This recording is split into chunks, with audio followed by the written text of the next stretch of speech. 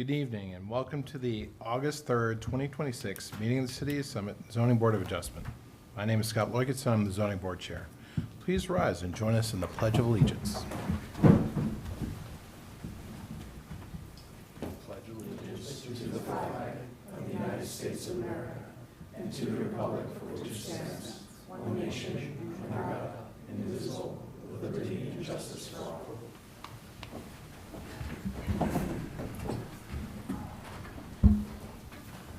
Thank you.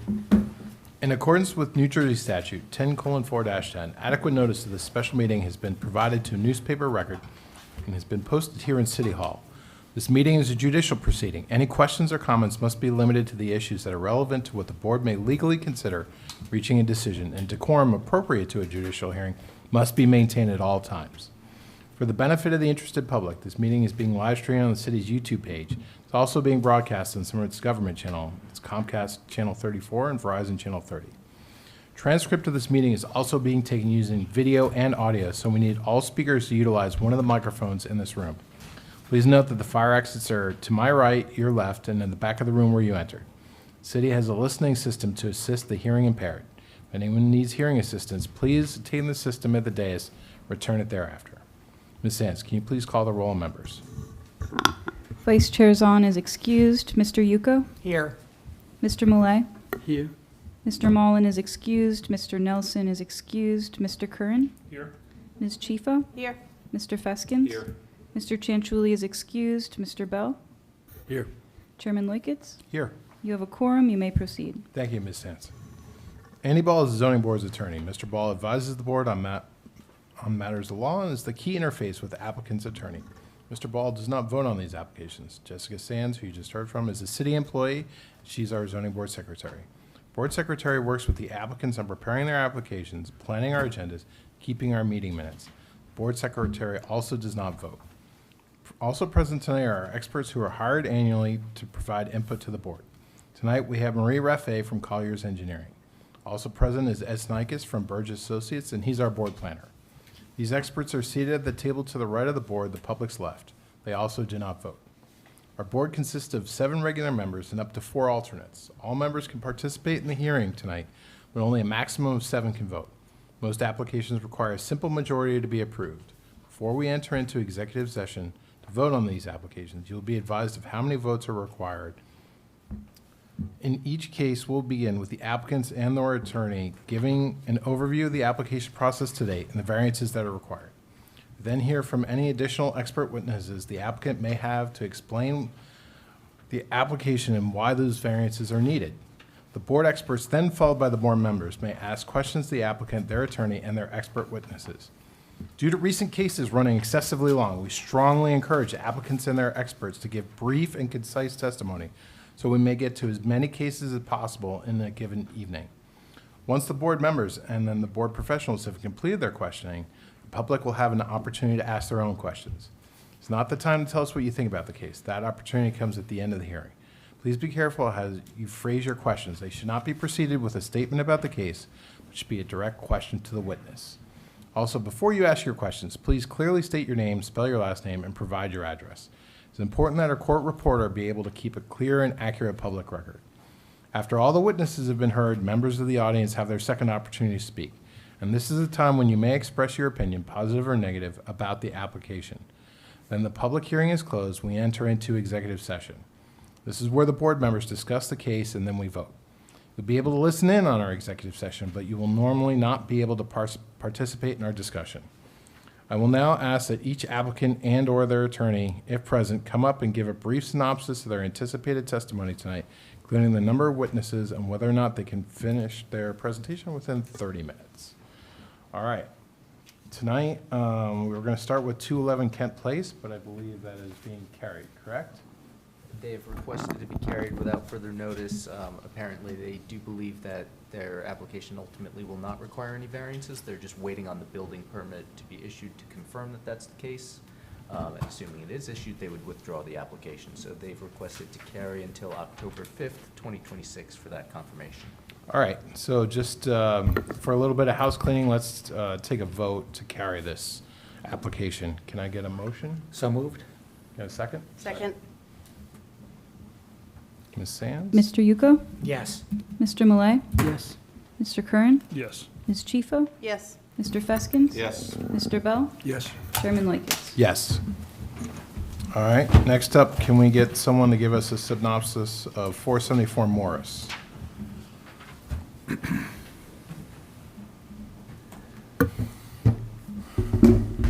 afternoon, or good evening at this point, Mr. Chairman, members of the board. My name is Stephen Malenik. I'm an attorney with the law firm of Greenbaum, Rose Smith and Davis, here on behalf of 474 Morris Avenue LLC.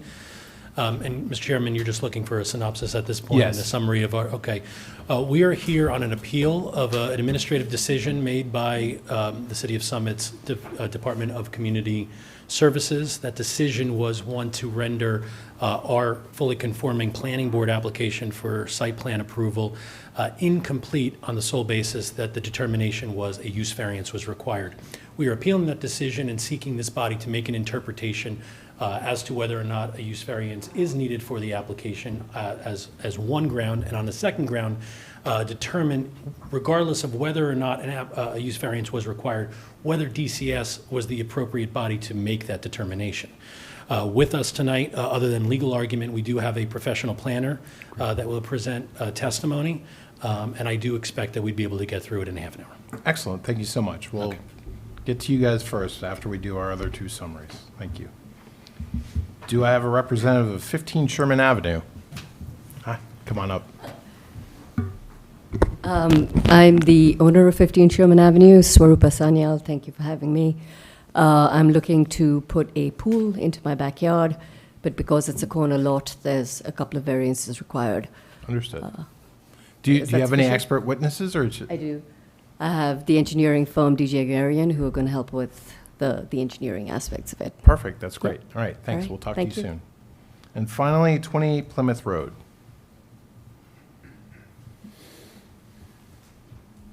Hi, my name is Claudia O'Leary. I am one of the owners of 28 Plymouth Road. We are looking to make some renovations in our home that requires a variance. We have a growing family and are looking to have my architect speak a little bit more to what we're looking to do. Excellent, great, thank you so Thanks. much. We'll talk to you soon.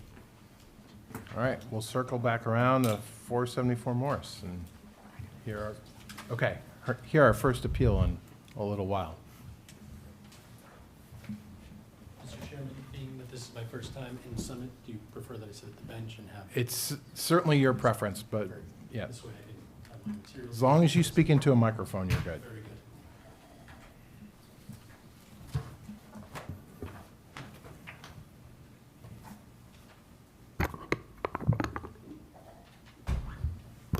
Y'all can hear me? Yes, sir, All perfect. right, very good. As I mentioned a moment ago, my name is Stephen Malenik, and I'm an attorney with Greenbaum, Rose Smith and Davis, here on behalf of 474 Morris Avenue LLC, which is the owner of property located at Block 506, Lot 34.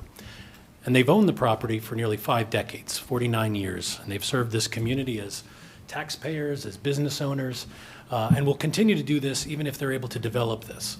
You probably know this property as the home of the Weichert Realtor's office.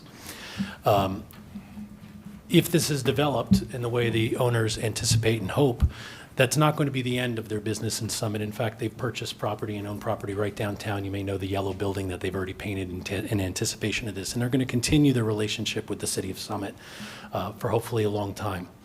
But they took a look at the zoning that is applicable to their property.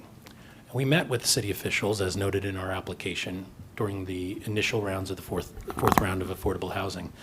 And it was during those discussions that it was seemingly mutually agreeable that the use of this property would be put to best use by residential through a conforming application on the second and third floor. So the application that was submitted to the planning board was a 3-story building with residential uses proposed on the second and third floors, not on the first floor. The first floor was used for parking, an accessory use to the residential. And therein lies our issue. After we submitted the application, the Department of Community Services issued an incompleteness notice. That notice came from Ms. Sands, and it was difficult to determine at first who made that determination. But We ultimately did get the review letters in connection with our appeal here and see the reports from the zoning officer and from Mr. Burgess's office as well. And the determination that was made to render it incomplete was solely limited to the interpretation of DCS that commercial uses are required on the first floor in this zone. Now, I would ask all of you to point and direct yourselves to the B zone language. And it's important to understand the framework, and I would certainly ask Mr. Bowl to weigh in and give any advice that he needs to if necessary. But when you interpret any legislation, whether it's ordinances at the local level all the way up to statutes at the state level, our courts direct us to use the plain meaning of the language when possible, and only to go to other evidence, sometimes referred to as parole evidence, if necessary to make a determination. But if the plain language is sufficient, and that is what the interpretation must be. So if you look at the plain language of the B zone, its permitted uses include the text, and it's very important what the exact text says, residential uses above the first floor. It does not say residential uses so long as there are commercial uses on the first floor. It does not say residential uses above the first floor are a conditional use of any other kind. And it doesn't say anywhere in the zone that it must be a mixed-use property if you're going to have residential uses. To the contrary, there are at least 8 zones in the city of Summit that do use alternative language, such as mixed-use zoning, such as must be commercial uses, elsewhere in the town, but not this zone. And if you look at the court cases that were cited in our rider to our application, you'll see there's been numerous instances in which courts have evaluated when it is appropriate to look outside of the plain language. And it is not appropriate when the language, as here, is as clear as it could be. The uses that we have on the first floor are entirely limited to accessory uses, which your B zone also permits for residential uses. Uses such as parking that are accessory, incidental, and adjacent to, and appurtenant to the residential uses. So for that reason, it is our argument that the plain language clearly supports an application for residential uses above the first floor. And that if the intention of this ordinance and the intention of the city and the governing body was that there must always be commercial uses on the first floor, then it should have said that, as it does in 8 other zones, as most municipalities that have that level of zoning in a downtown environment have. And certainly should be one to look at in the future if that is the intent of this zone. But one of the things you're going to hear from our planner tonight is actually about the surrounding properties, which don't jive with the interpretation that have been made by DCS in this case. So that's number one. Number two, our secondary argument is that regardless of what this body finds in terms of what the proper interpretation of the zone is, the question remains, who is the appropriate individual to make that determination? Now, we put a lot of case law and argument in our rider, but our position is it is not DCS in a letter signed by Ms. Sands. It is not the zoning officer. It is not the town planner, when your ordinances do not delegate that responsibility directly to them. Rather, your ordinance is very clear and specific that the DCS role is entirely limited to a review of the checklist items and whether they've been submitted. There is no allegation that I'm aware of that any checklist item that we submitted was incomplete.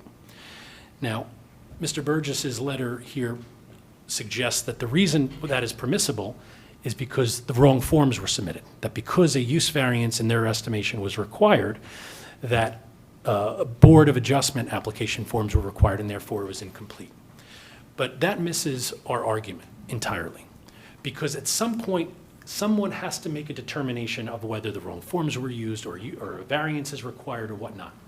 And your ordinance is clear that there's only one body who can make that decision, and that's the planning board. So long as we submitted a planning board application that checks every box, we're entitled to a hearing at the planning board. Then the planning board can at that point say we don't have jurisdiction, their attorney can give them that advice, but it is not somebody in town office communicated in a letter through the board secretary that can determine that. And the reason that is so is the unfairness that could encounter in the future if that is allowed to have some unnamed municipal official make determination to deprive someone of their hearing when they've submitted everything in accordance with an ordinance checklist. So again, our first argument is that the ordinance does support this use. No use variance is required. And our second argument is even in the event you may disagree with that, it is not the call of DCS. We are still entitled to a planning board hearing. So with that introduction, I will ask that our planner, Mr. McDonough, join us and be sworn in, and will provide his qualifications. Do you swear from the testimony you're about to give in this matters, the truth, the whole truth, nothing but the truth? Yes, I do. And please state your name, spell your last name. Sure. Hi, everyone. My name is John McDonough. That's spelled M-C, capital D-O-N-O-E-G-H. Thank you, and can you briefly describe your background and experience for the board, please? Sure thing. I'm a licensed professional planner here in the state of New Jersey. That license is current, and it's in good standing. I'm also a member of the AICP. That's our national certification, also current and in good standing. And this is what I do on a nightly basis throughout the state. Any questions from the board, or would you like to accept his credentials? We would. Please proceed. Thank you, Mr. Chair. Mr. McDonough, you've had an opportunity to review both the initial application as well as the appeal that was submitted by the applicant here? Yes, I have. Okay, and you've become familiar with the language of the B-zone and the remainder of the land use ordinance in Summit? Yes, I have.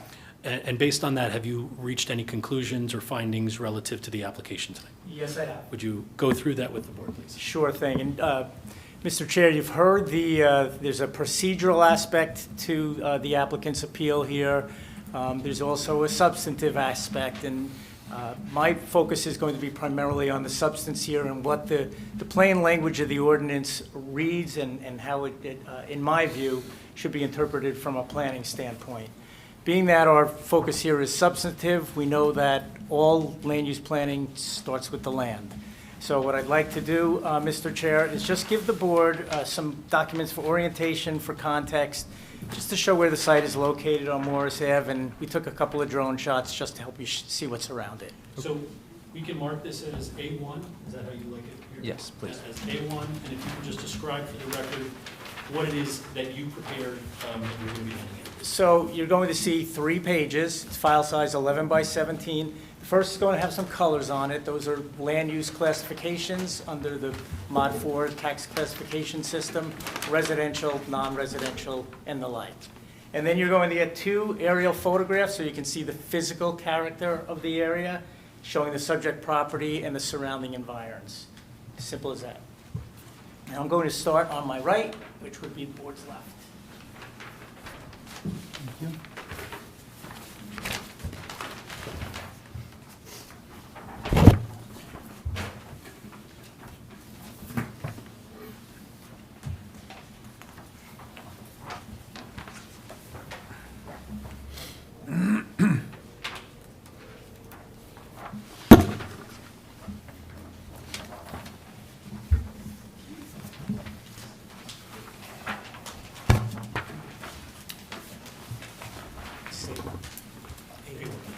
And I'm seeing A1 make its way around. I'm just going to wait for it to hit your professionals.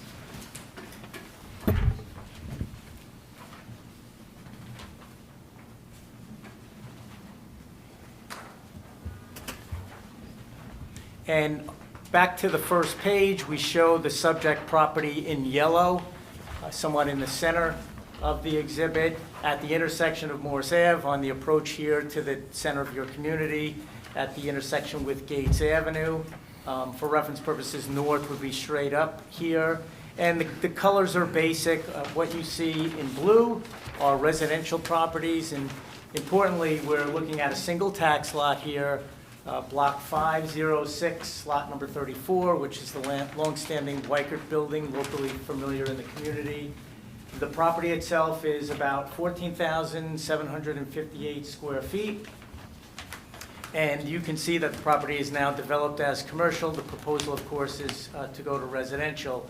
But what's important here, as you can see from the color coding, is that this site is part of a pocket or a cluster of residential uses along Morris Avenue.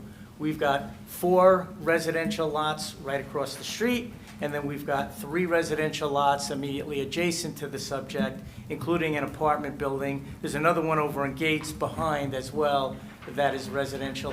all of these uses, all of these 7 or 8 lots have residential on the ground level. So the applicant, in terms of what its ask is before the board, is certainly not doing something that's atypical of this particular section of the area, which has coexisted with your B zone criteria, notwithstanding the fact that they do have that residential aspect to it.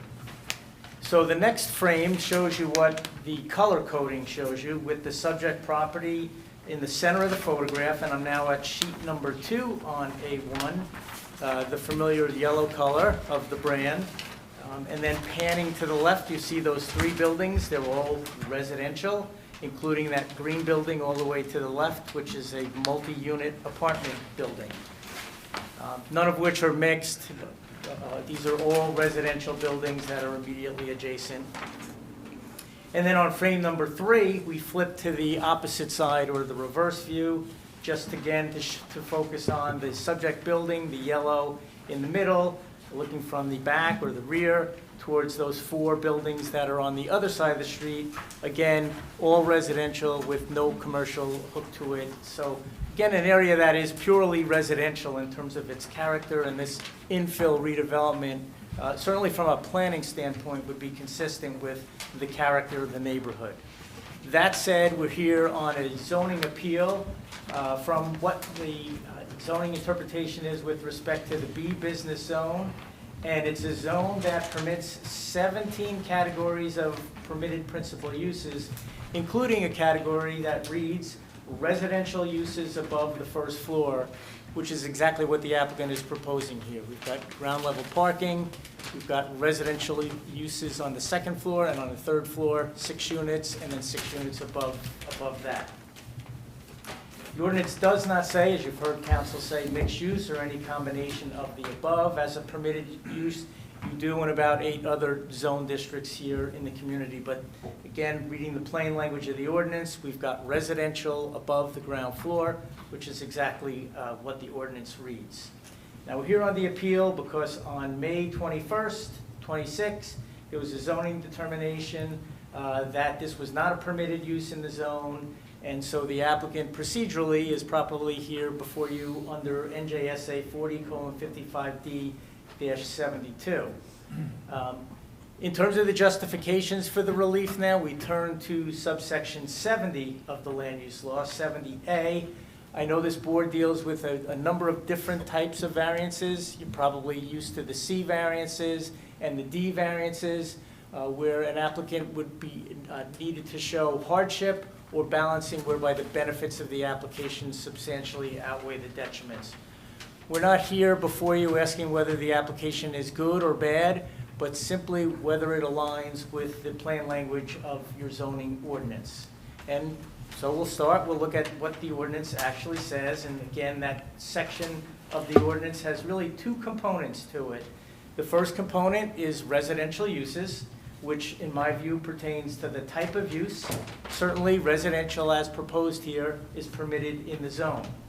The second part pertains not to the type of use, but the location of the use above the ground floor is what the ordinance reads. So again, not on the ground floor, which is not where these residential uses are proposed. So as I noted, nowhere in the zone does it indicate mixed use as a permitted use. It doesn't state explicitly or implicitly that a permitted use needs to be on the ground floor. It does talk about ancillary uses, of which parking, lobbies, mail rooms can certainly be construed as ordinary and customary. Then the project itself, the project complies with both of those ordinance components that I just read. Residential uses, again in quotes, are what's proposed here, so the use type complies.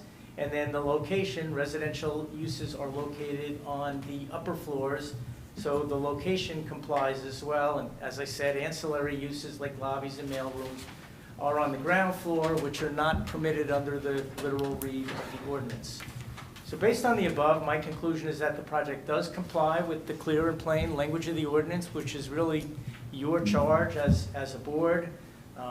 And in conclusion, an applicant is entitled certainly to a degree of fairness and certainty when it looks at an ordinance, when it reads the ordinance, and here we have an applicant that has followed the plain language of the ordinance, and in my view, simply put, is entitled to the relief sought.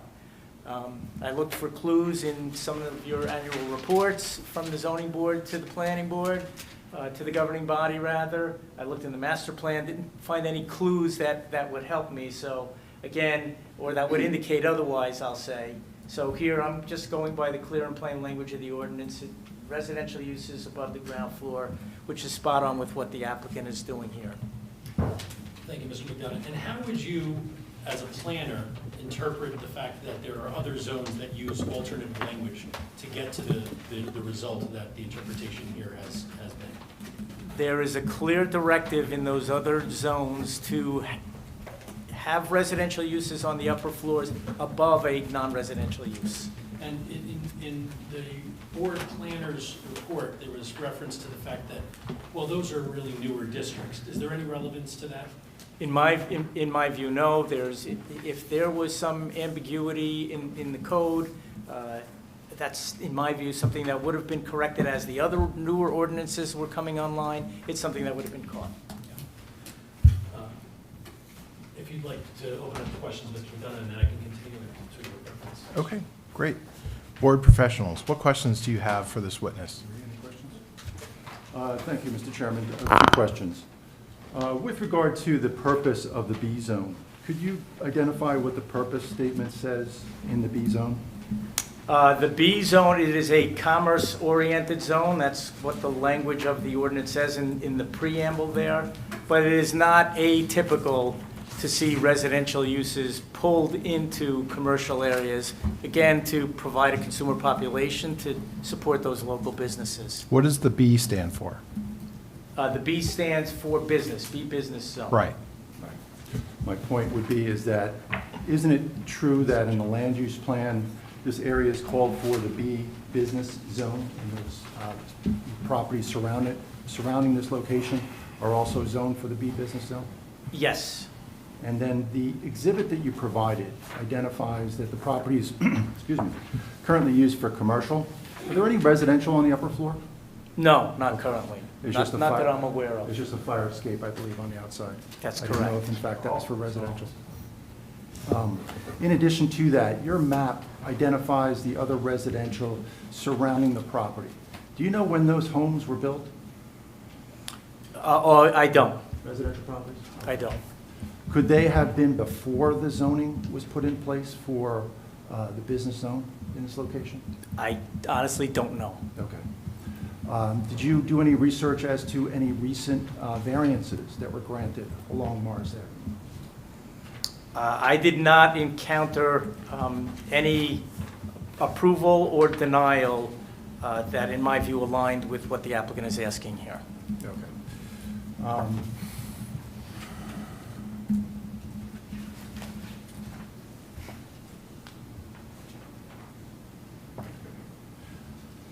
And so your exhibits really are the existing land use conditions that are there, which seems to be more appropriate for finding for purposes of a use variance. Wouldn't that be true, if it's an existing condition compared to the prescribed zone plan?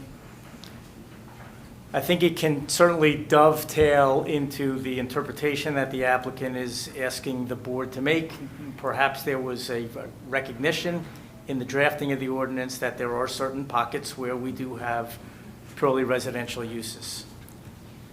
And that's what your purposes of showing the aerial photographs are? Yes.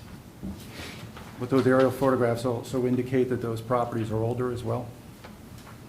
Would you say, or typify them as older properties? I don't know, with respect to the date of the ordinance, I don't know if they do or don't, so I won't classify them as new or old with respect to the ordinance. Okay, thank you. No further questions. Mr. Chairman, may I ask some questions of the board planner? Sure.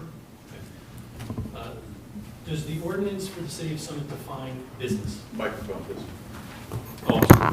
Do the definitions in the zoning for the city of Summit define what a business is? And just because we're getting to Ed, and it's more or less testimony at this point, Yes. Atypical, but we'll swear you in. Do you swear from the testimony you're about to give in this matter is the truth, the whole truth, nothing but the truth? I do. And please state your name, spell your last name. Certainly. It's Edward Snikus, professional planner, a licensed landscape architect, and I'm with Burgess Associates, professional planner that's hired by the board.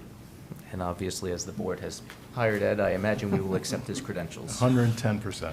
Thank you. That's a lot. I have not looked at that, but I do not see one in the code Okay. as far as defining business.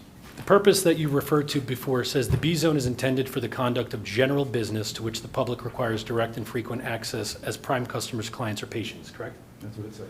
Okay. Is a business, is a landlord who rents residential property to clients not a business?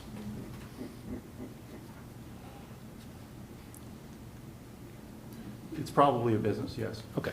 So if there is no definition in the ordinance that says that it is not a business, and it is a business in your interpretation, what then is the reliance on that purpose language to disqualify the applicant from a permitted use? I wouldn't find that the leasing of the property to other clients is actually the business being conducted on the property. It's what's occurring on the upper floors. It's not what's occurring on the lower floor. The upper floors being the property that is being let. And in exchange for compensation, in exchange for a bargain that is made with the clients, that they are leasing space, that they are accessing it frequently, much more frequent than other customers of other businesses, would fall squarely within that purpose definition, would it not?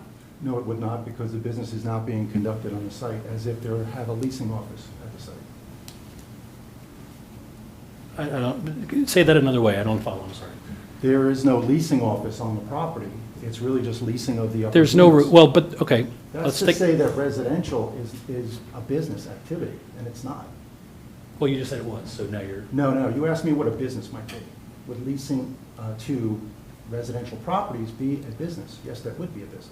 okay, so if this applicant, 474 Morris Avenue LLC, a limited liability company, develops this and leases that space, it's not paying taxes as a business, it's not incurring liabilities as a business, it's not taking out insurance as a business?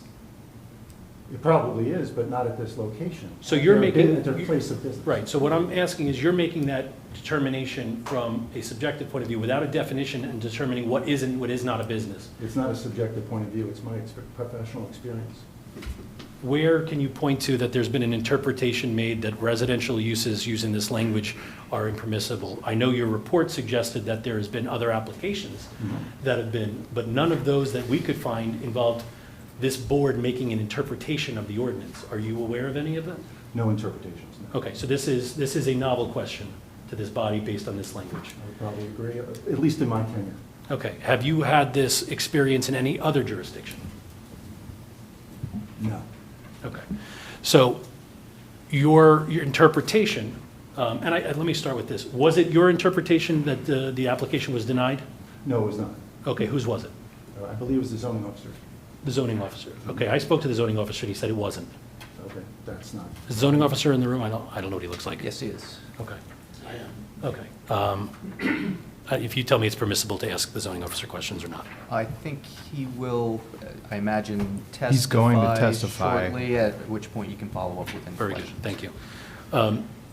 So you're in support of that determination that it is not a permitted use? That is correct. If you were to write this ordinance with the intention that residential uses above the first floor and parking garage on the first floor were not to be permitted, would you write it in this fashion? I'd probably write it in a different fashion due to more recent activities and recent understandings of how development is being done in modern day. Can you elaborate on that? No, I think I answered your question. Okay. If you look through the uses, the phrase mixed use does not appear, is that correct? That's correct. It appears in other zones, is that correct? That is correct. Were you, the planners, involved in the most recent reexamination report for the city? Yes, we were. And did Actually, it- the most recent, no, that was actually a separate firm. Okay. But when you were involved, in the iteration you were involved with, did you make any recommendations to change this language? We were not involved in a reexamination report for the municipality. In the actual master plan? No. No, okay, That not for was this. hired Rule Associates. Okay. That's it. Thank you, Mr. Chairman. Board, what question? I just Go have ahead. one quick follow-up question for Ed. I know there was testimony about, or questioning you of whether this would be considered a business, essentially a business use. And I think your answer was no, correct? That's correct. And I guess similarly, if a single-family residential home in a residential neighborhood was rented for a profit to somebody else, is it your opinion that that would be a business use or a residential use? It would be a residential use. Sorry. I have a follow-up to that. Are you aware that the hotel and multiple dwellings law distinguishes 1 to 4 bedroom buildings from those over 4 units in determination of what a business is? I'm not familiar with that. Okay. Well, it does. Okay. Board, what questions do you have for this witness? I have a question for the planner, and I think you kind of alluded to this, but I wanted to see if you have specifics. Are you aware of any properties in the B zone, especially in that adjoining area, that have accessory use for permitted first floor use? Let me rephrase that again. Do you have knowledge of any properties in the neighborhood that have a first floor use that's not a business that received a variance for any of that? I think this is a first here in the community. We couldn't encounter any specific application, so I'm not aware. Okay. And a couple hypotheticals. I know hypotheticals aren't always the best thing to do, but let's say hypothetically that we determine that a use variance is not needed. Is it your position then that the application as submitted to the planning board should be determined to be complete? Yes. Okay. What if the reverse happens? If we decide that use variance is needed, do you disagree that that planning board application is inappropriate, since if you need a use variance, you need to come to the zoning board? I'll give you my opinion as a planner. I'm not the lawyer, but we operate in legal framework for sure. My opinion would be it's an applicant's burden to match up with the checklist. The applicant has done that. And notwithstanding the outcome on the substance, I think procedurally the applicant has done what it's supposed to do. It followed the checklist that it was in front of. And yeah, I think it should be deemed complete. But if they need a use variance, they need, if we decide they need a use variance, they need to come here later on for that approval. If, yes, the planning board does not have jurisdiction. Okay. I won't argue that point. The planning board Okay. does not have jurisdiction. Okay. Are the checklists identical? Other than one says planning board, one says zoning board? Okay. They're not identical, okay. Thank They you. have different requirements? That's all I have for now. Thank you. I have a question here. Please. When we're looking at this section of Morris Avenue, we see that there is some trend of having more businesses progressing, and this area becoming more business-like. So this gray line between business, what's the definition of business, is really could be vague.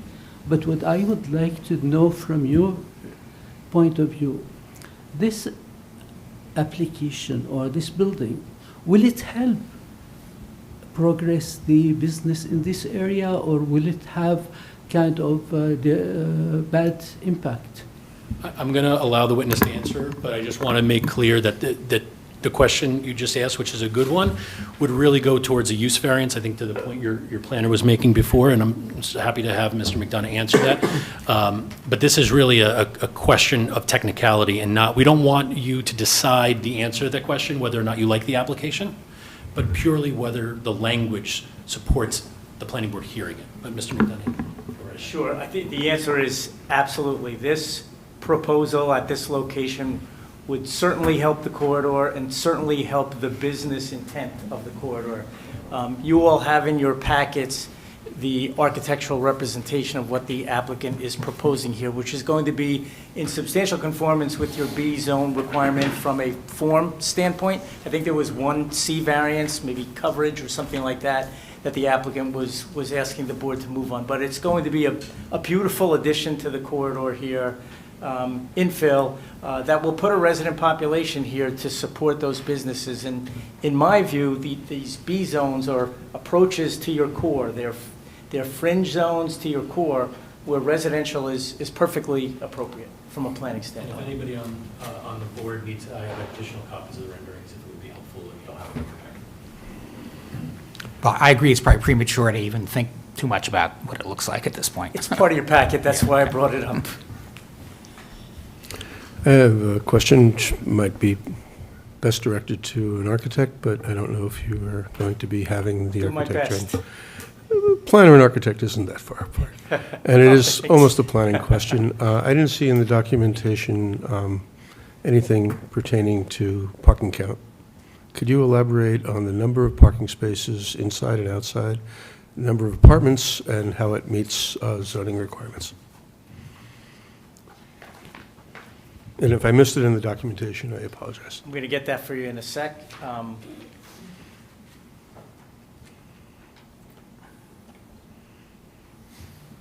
Okay, and I'm looking at engineering plans that are also part of your packet. And the zone table says the proposed parking is 23, the required parking is 21. So complies. And I'm not a lawyer, I'm an architect, or a recovering architect, and I guess my question as it pertains to mixed use is, what would you say is the minimum size, as a planner, minimum size retail establishment, say, in the small storefronts near the train station in Summit, if you're familiar with those?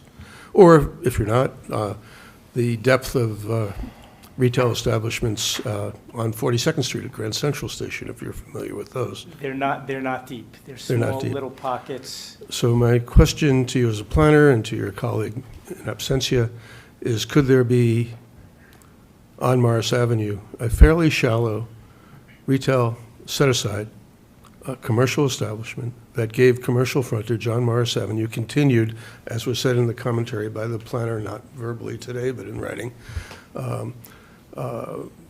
continuity of pedestrian experience in regard to something other than a blank wall of an apartment building.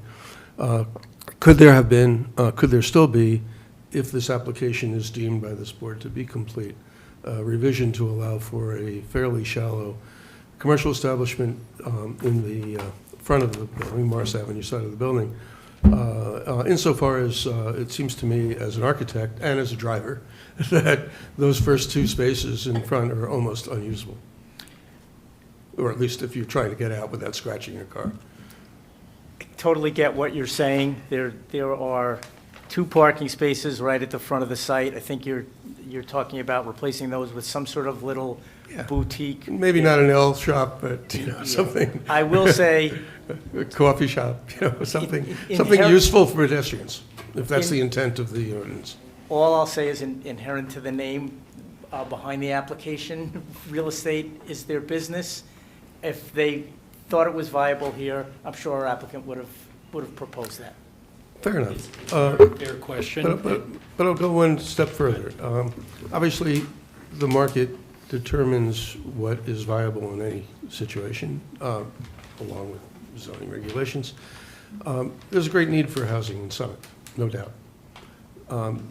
There are some vacant storefronts, not many, but there have been over the years in Summit.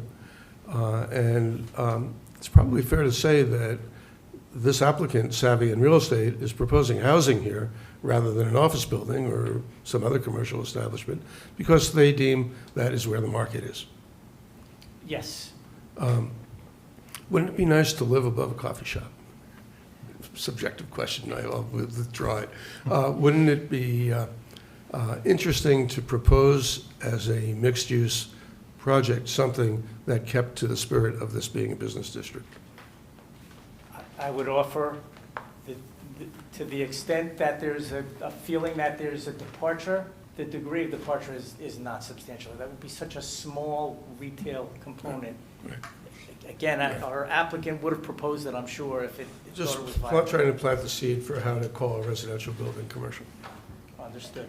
We see a lot of these faux retail spaces put into a quote-unquote mixed-use buildings that Well, are, I wouldn't want it to be fake and I wouldn't want it to be vacant.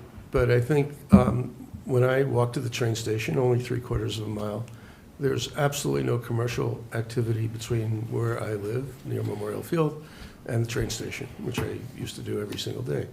I would have loved to see some small shop of use, convenience shop, 7-Eleven, no, not coffee shop. I hear you. And that's what makes the pedestrian experience more interesting, not just for commuters, but for anyone. Just a suggestion. I'm not a real estate expert, far from it, but suggestion for how to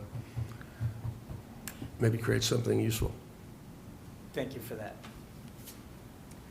I have a hopefully quick question, and I may have missed it in your direct testimony. If so, I apologize. Your interpretation is that the residential uses above the first floor is a prohibition on mixed use, correct? No, my interpretation is that the ordinance reads, basically, you take your 17 categories, I can read them all, but they're the usual offices. Actually, auto sales is one of the 17 here. Not all of them may marry up with residential, actually, in terms of mixed use. Case in point, auto sales. One of the 17 categories actually reads residential uses above the ground floor or on the upper floors.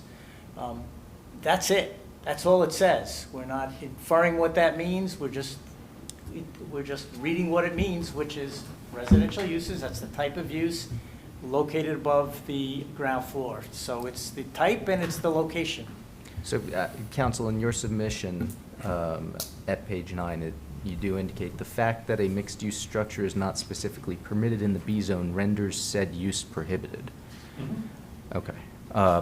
So I'm curious then what your opinion is on this residential uses above the first floor. If mixed-use structures are rendered prohibited, is it only for what you're essentially proposing tonight, residential with accessory uses on the first floor? What other uses would you consider to be permitted under that provision? I will say that was not my testimony. That was not my testimony. Yeah, the language that you're reading from that was not to suggest that mixed-use properties are not permitted, but rather, and probably not artfully worded, admittedly. But often you'll see in ordinances provisions that no multiple, that you are not allowed multiple structures or uses on the same site, right? But your ordinances elsewhere specifically have that as the permitted use, suggesting that that is required. That's not what's in here. So the intent of that language was to suggest it's not a requirement that it be a mixed use on the property. Admittedly, not artfully worded, but the purpose is, if we are to infer the meaning of the above the first floor, just as equally fair as one could read that to mean you have to have a business on the first floor, it could be easily also inferred that the drafters just didn't want residents walking out onto the street level and residential openings on the first floor. Not that there had to be a business on the first floor. And if you look at all the cases that discuss interpretation of ordinances, the courts will go to great lengths to apply the plain meaning and use the following test.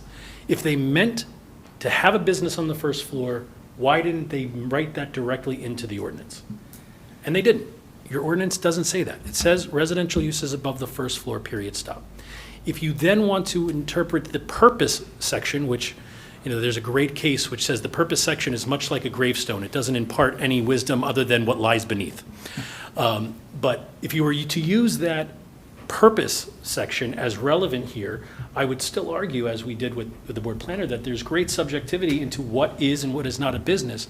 And because your ordinance does not define business, and the hotel and multiple dwellings law in the state of New Jersey defines any residential property over 4 units as one, that too passes that test. I can be full sympathetic with the idea that probably the people on this body, and certainly professionals and maybe the elected officials currently, did not envision that could be or interpreted that way. And that could be certainly a reason to change it in the future if that's the intent. But a property owner, certainly one of 49 years, has the right to look at an ordinance, see what the plain language is, pay a planner, pay an engineer, pay an architect, pay an attorney to put together plans that are fully conforming with that plan language and submit it to a hearing. And that's our position.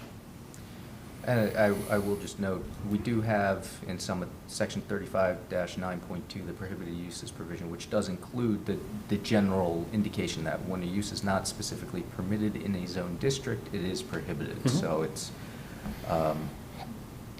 certainly, I think, something to reconcile with there. Counsel, I think this probably is for you. Just responding to your last point there, you're, I guess, suggesting that as a matter of procedure, we should not have the zoning officer make a determination on completeness, but in all cases, maybe even take, for example, an obvious one. Someone submits a business use in a residential-only district. Are you suggesting that that should go all the way to the planning board, just, applicants, application fees, escrow fees being submitted, reviews conducted, time lapse, go to the planning board for determination that we don't have jurisdiction, you should have applied to the zoning board months ago?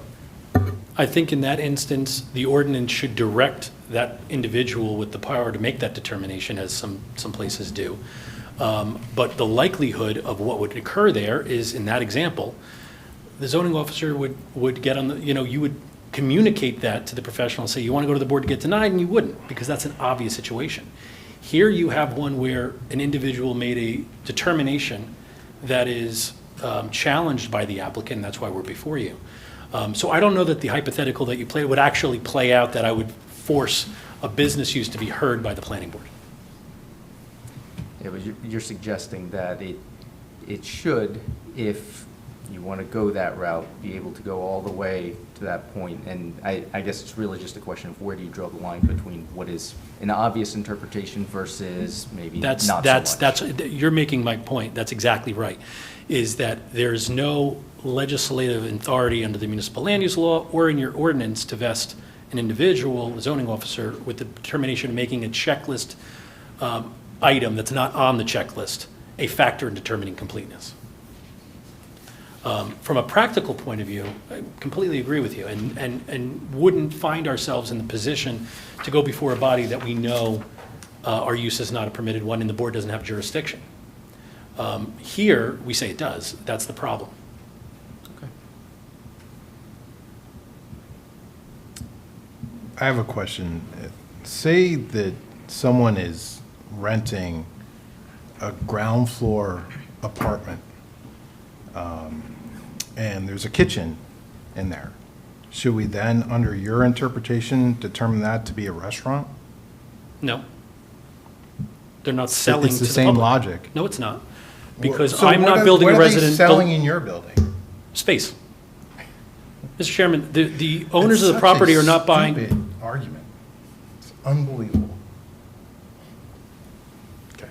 All right. Well, if that's the way it goes, then I'm sure that will be appropriately read in the transcript, that commentary. But it's very different. It is not the same argument as you made. Just because you have a kitchen, I'm not selling anything out of It that is the kitchen. same. How?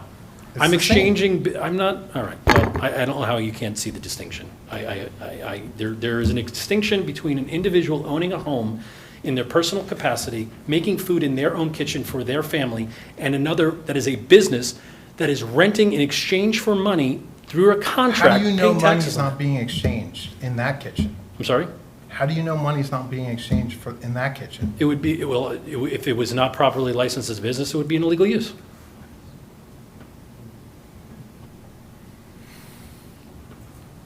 Unless that was a home-based business.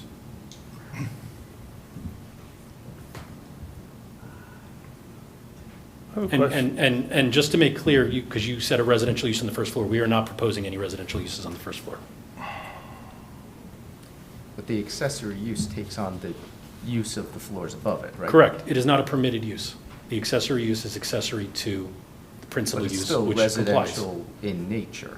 No, and Mr. McDonough can, give us his thoughts on that, but an accessory use would not need to be one of the permitted uses under the ordinance, as it is incidental to the. I'm not suggesting that, but it is residential. No, it is parking garage. But it's directly connected to the residential use. That's why it's an of the- accessory use, correct. Okay.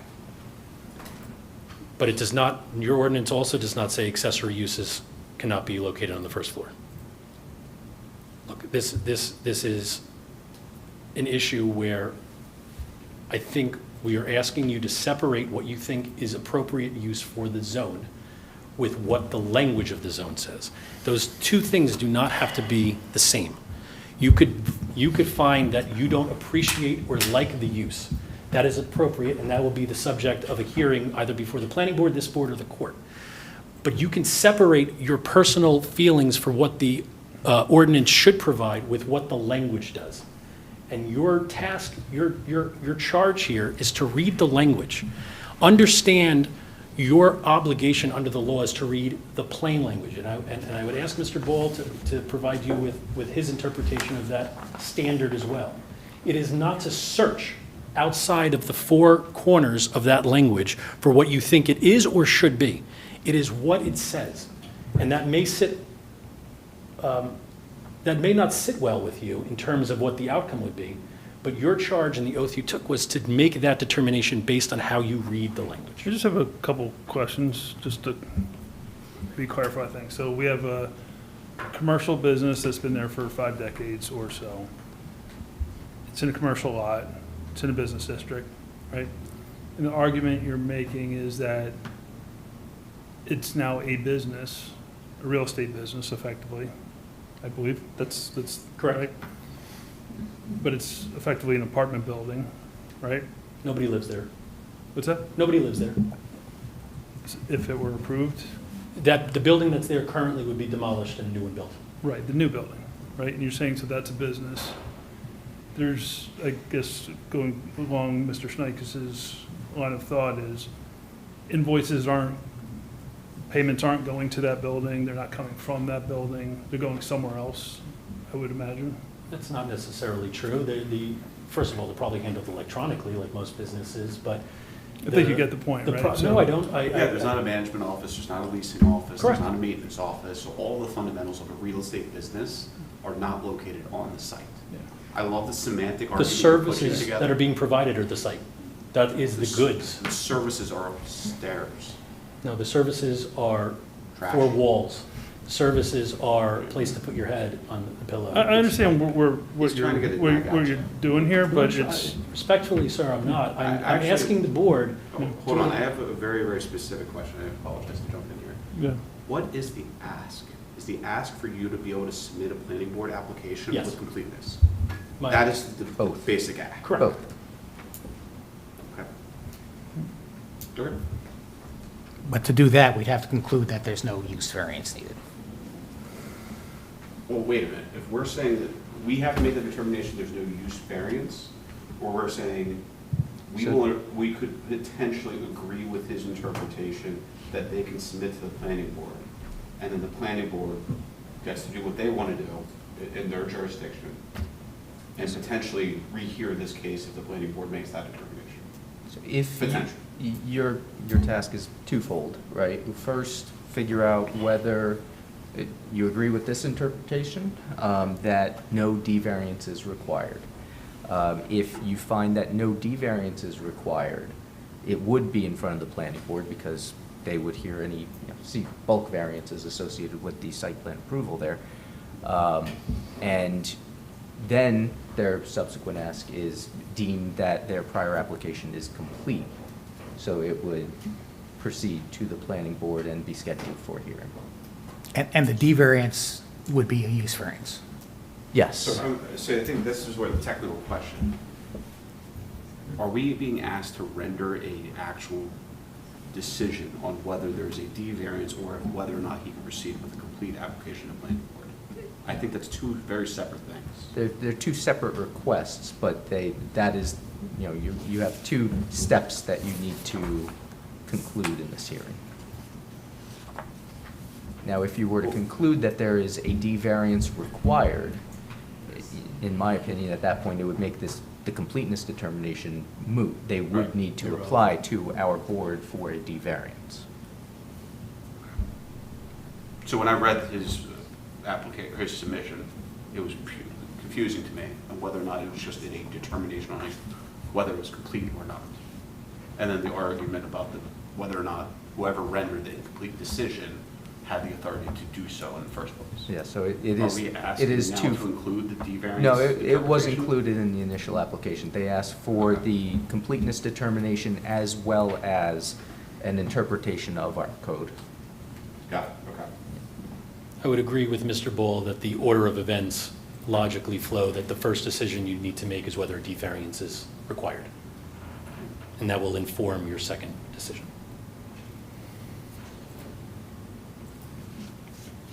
Any other questions for this witness?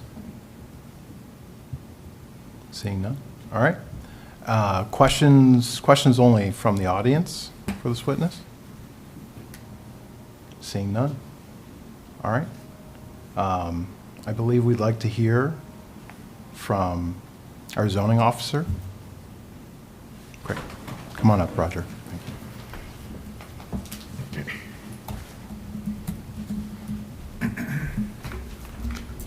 All right, if you could raise your right hand, do you swear from the testimony you're about to give in this matter is the truth, the whole truth, nothing but the truth? I do. And please state your name and spell your last name. My name is Roger Dornbeer, and the last name is spelled D as in David, O-R-N as in Nancy, B as in boy, I-E-R-E-R.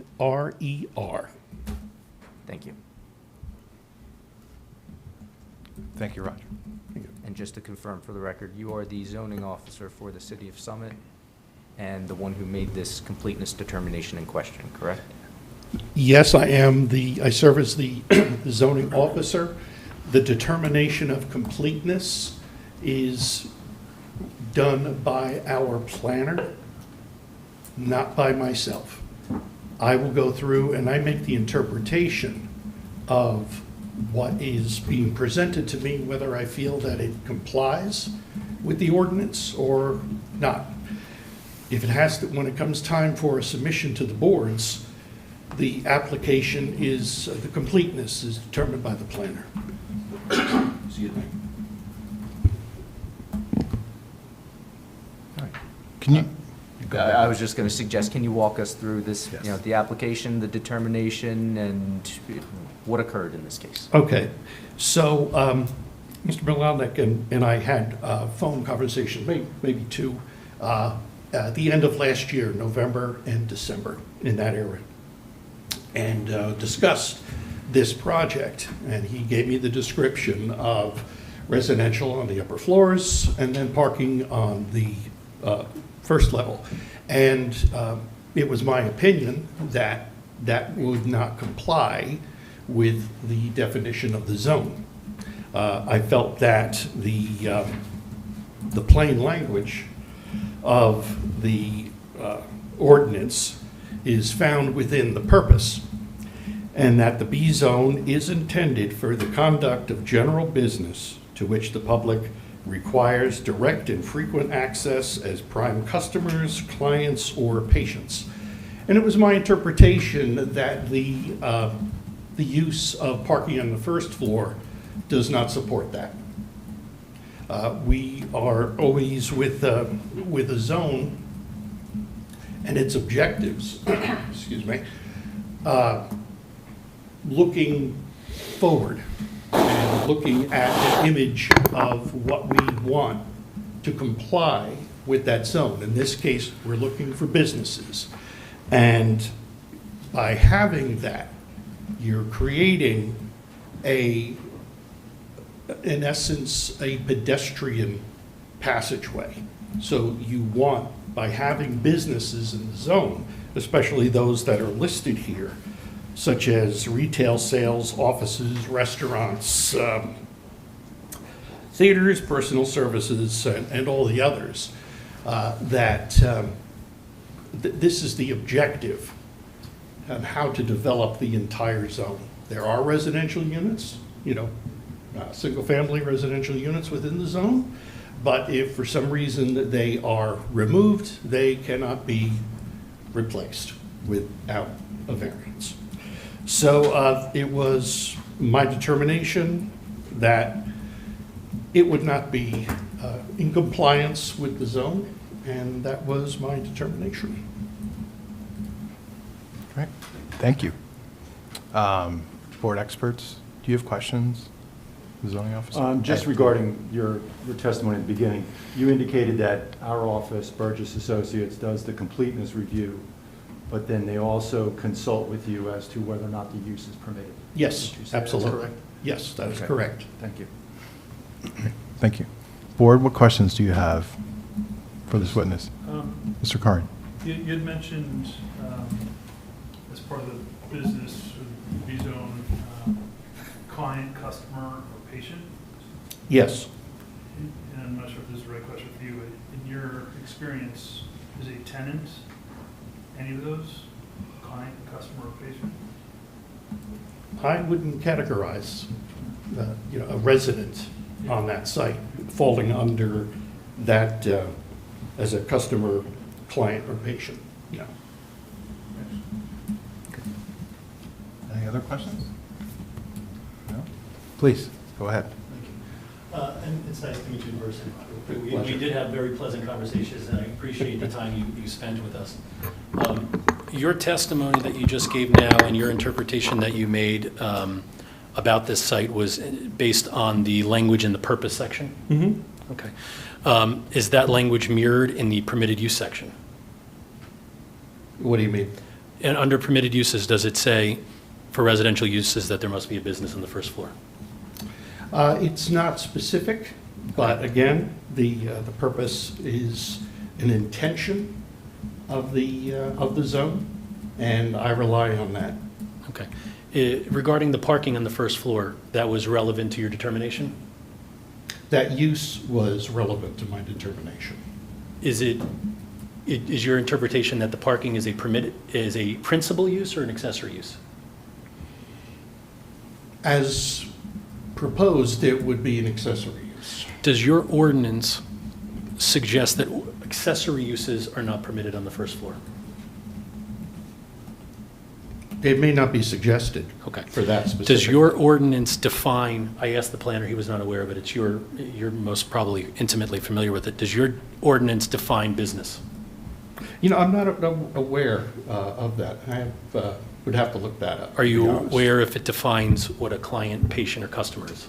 I think that is common language, simple language, that we would know what that is. Okay, and you have made a determination that that is relevant for all of the permitted uses, that not only does it have to fall under one of the permitted uses, but it has to meet the category of the purpose, which is that there be customers, clients, or patients. Mhm.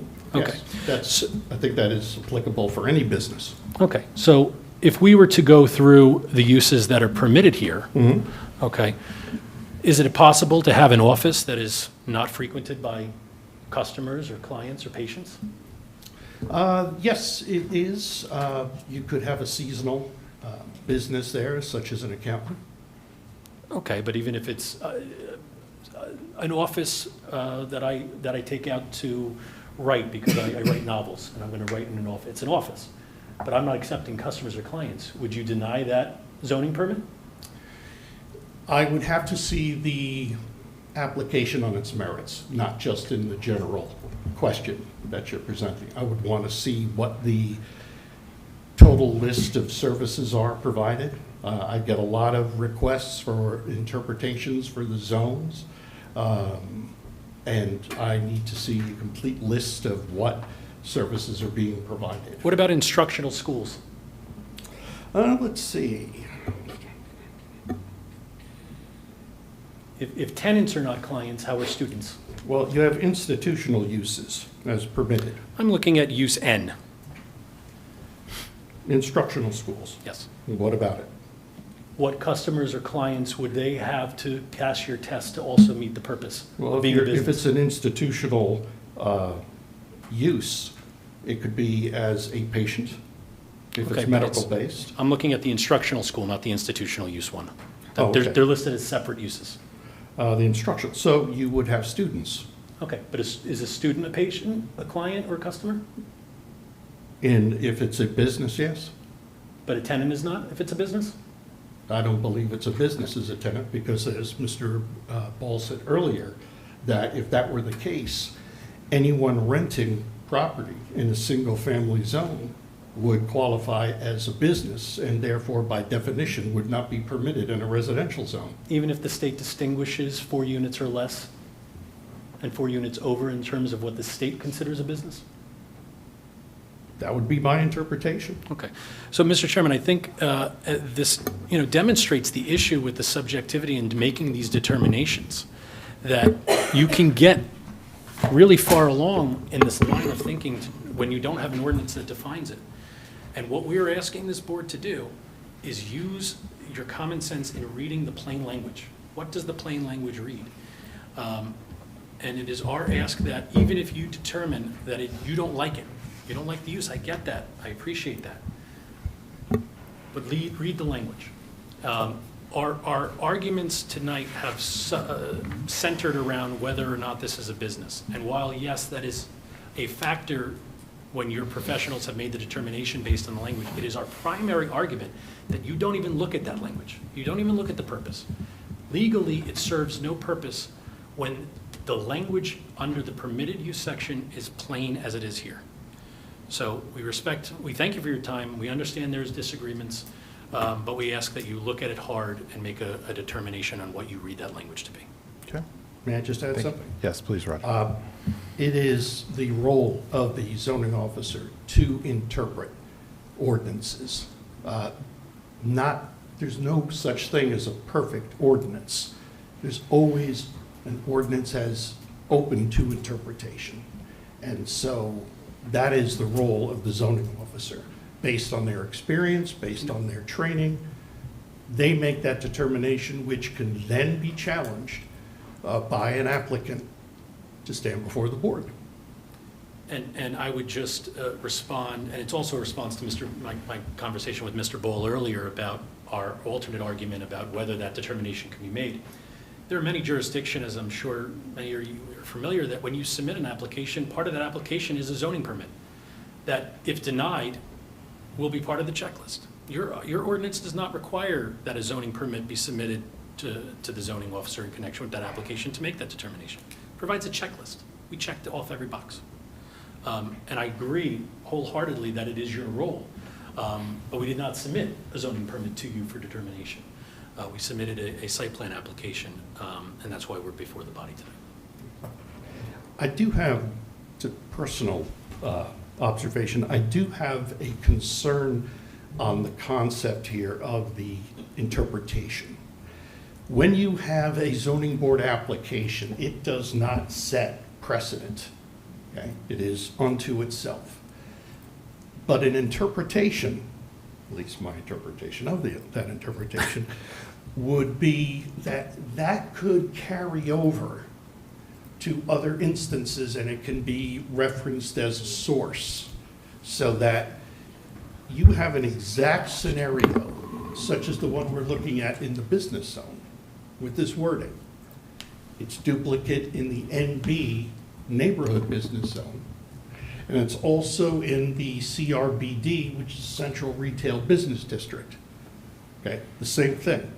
And so if that interpretation were to be referenced for an application to say, have something on Union Place, where you could theoretically, be passing a Dunkin' Donuts, a shoe repair shop, and then a garage. And I just don't think that that's something that the citizens of this town would be in favor of. It's just an observation, that's all. Now, thank you for your time. Hold on. We'd leave you up there for one more second, just to okay. check, make sure that, are there any questions from the interested public? I'm not finished yet, but go ahead. Okay. Seeing none. You have one more, you have more for Roger, or you want a summation, or? No. I want to ask the witness to respond to some of the comments he heard. Okay, I don't think he needs to No. stand for that. You're good, Roger. I'm done? Yeah. Okay, thank you for your time. Mr. McDonough, you heard the testimony that was given by the city's zoning officer. Yes, I have. Okay, what are your reactions? Okay. First of all, your zoning officer does a great job. Towards the board member's question about what are you being asked to do here, in my simple mind, notwithstanding what you just heard, this application and what you're being asked to interpret are 6 words. which are the permitted use in the B zone. Residential uses, and does the application align with that? Residential uses above the ground floor. 6 words. I don't see a single word in that permitted use that this application does not align with. I think that's the simple question before the board. If there is some concern about a precedent and this opening up a floodgate for all of a sudden in your other zones where you have similar language, that's fixable. That's a first read in front of the council next month, and you copycat all of the OL zone language, which specifically says residential uses above the ground floor with a permitted commercial use below it. You do that, and you make that change right away. I think this applicant, under time of application, is entitled to the language that's in front of it when it makes the application, and it's those 6 words. Again, if you're concerned about unintended consequences, I think that's the lane that you have to stay in my simple mind. That's all I have. Yeah, Mr. Chairman, I'm not going to belabor with the conclusion because I believe throughout the presentation I've been summing up our position throughout. Just respectfully request that you do look at those 6 words and make the determination. Thank you. Okay, thank you. Any public comment at this time? Seeing none. Okay. Before we get into deliberation, I do want to weigh in, as counsel was suggesting. I do agree with a good portion of how he asserted that it's your responsibility to interpret the language of the code. It's the board's obligation here to determine the intent here of the permitted uses found in section 3513.11. And indeed, in doing so, your first step is to look at the plain language. And if that plain language is clear and gives you the interpretation you need, then your task is done. You don't consider alternate sources, outside facts, or other. You don't stray beyond the language of the code. I disagree to the extent that they're asserting that we are only to look at the 6 words residential uses above the first floor in subsection E. Because the case law does make relatively clear that you're supposed to give the words their ordinary meaning and significance and read them in the context with the related provisions so as to give sense to the code as a whole. So to that extent, I would assert that the purpose provision in section A, indeed the entirety of section 35-13.11 would factor into your analysis on what does this code mean, what does the permitted use here mean, and how do those sections relate to each other. So you should keep in mind as well that you're supposed to give effect to each word in the code, and not you should not interpret this in a manner that any word does not give meaning to the uses, and also your interpretation should not render any other sections of the code meaningless. If there are ambiguous words, they should be determined by the context of the words surrounding it. And so ultimately, when you're looking at this analysis, again, if the meaning is clear, then that plain reading is where you need to land on your interpretation. If you find that there are multiple plausible interpretations, that is when some of the facts of maybe extrinsic evidence, outside sources can come in. I don't think we've heard too much that would really factor in there, but you typically don't look beyond the language of the code itself. So ultimately, I do agree that, and I think I suggested, the order that I would recommend that you look at this situation is first, let's figure out the interpretation. Where do you land on whether this use would be permitted or prohibited, and thus whether a D-variance is required.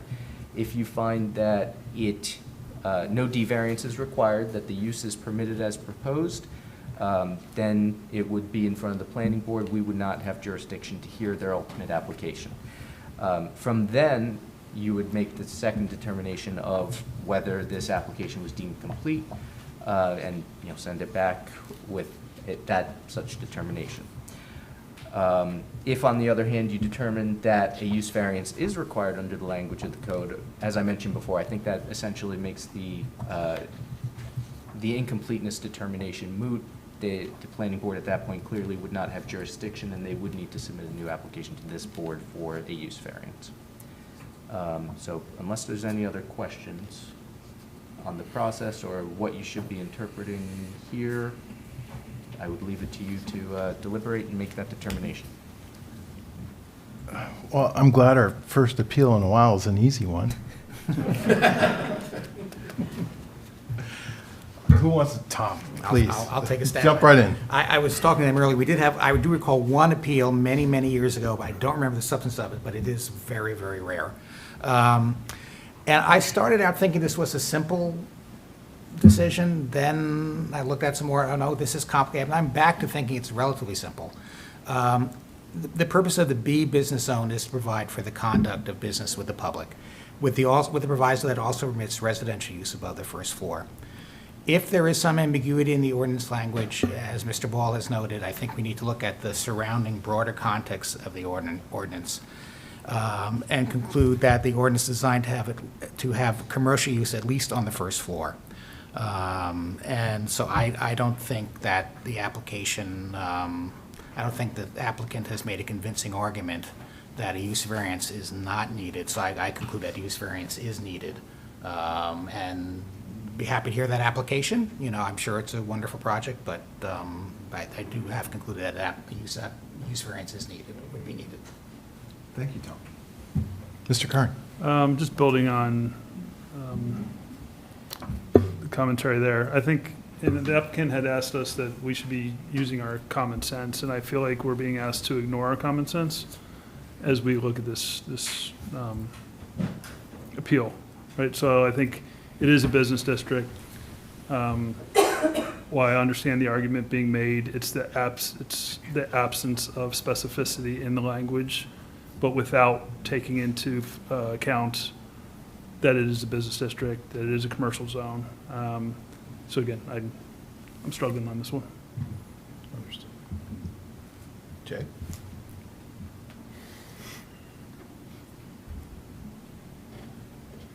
I think Tom really started off this well in that it took me a bit to understand truly what was being asked here. And I'm seeing this as saying, read the text, but only this specific thing. And that's where taking one thing by itself is not when a greater, the DRO is massive. There's lots of context as well as content. And this one specific line here is trying to be manipulated to approve something to potentially short circuit the process. And context makes an incredible difference here. If this was not a business district, I get it.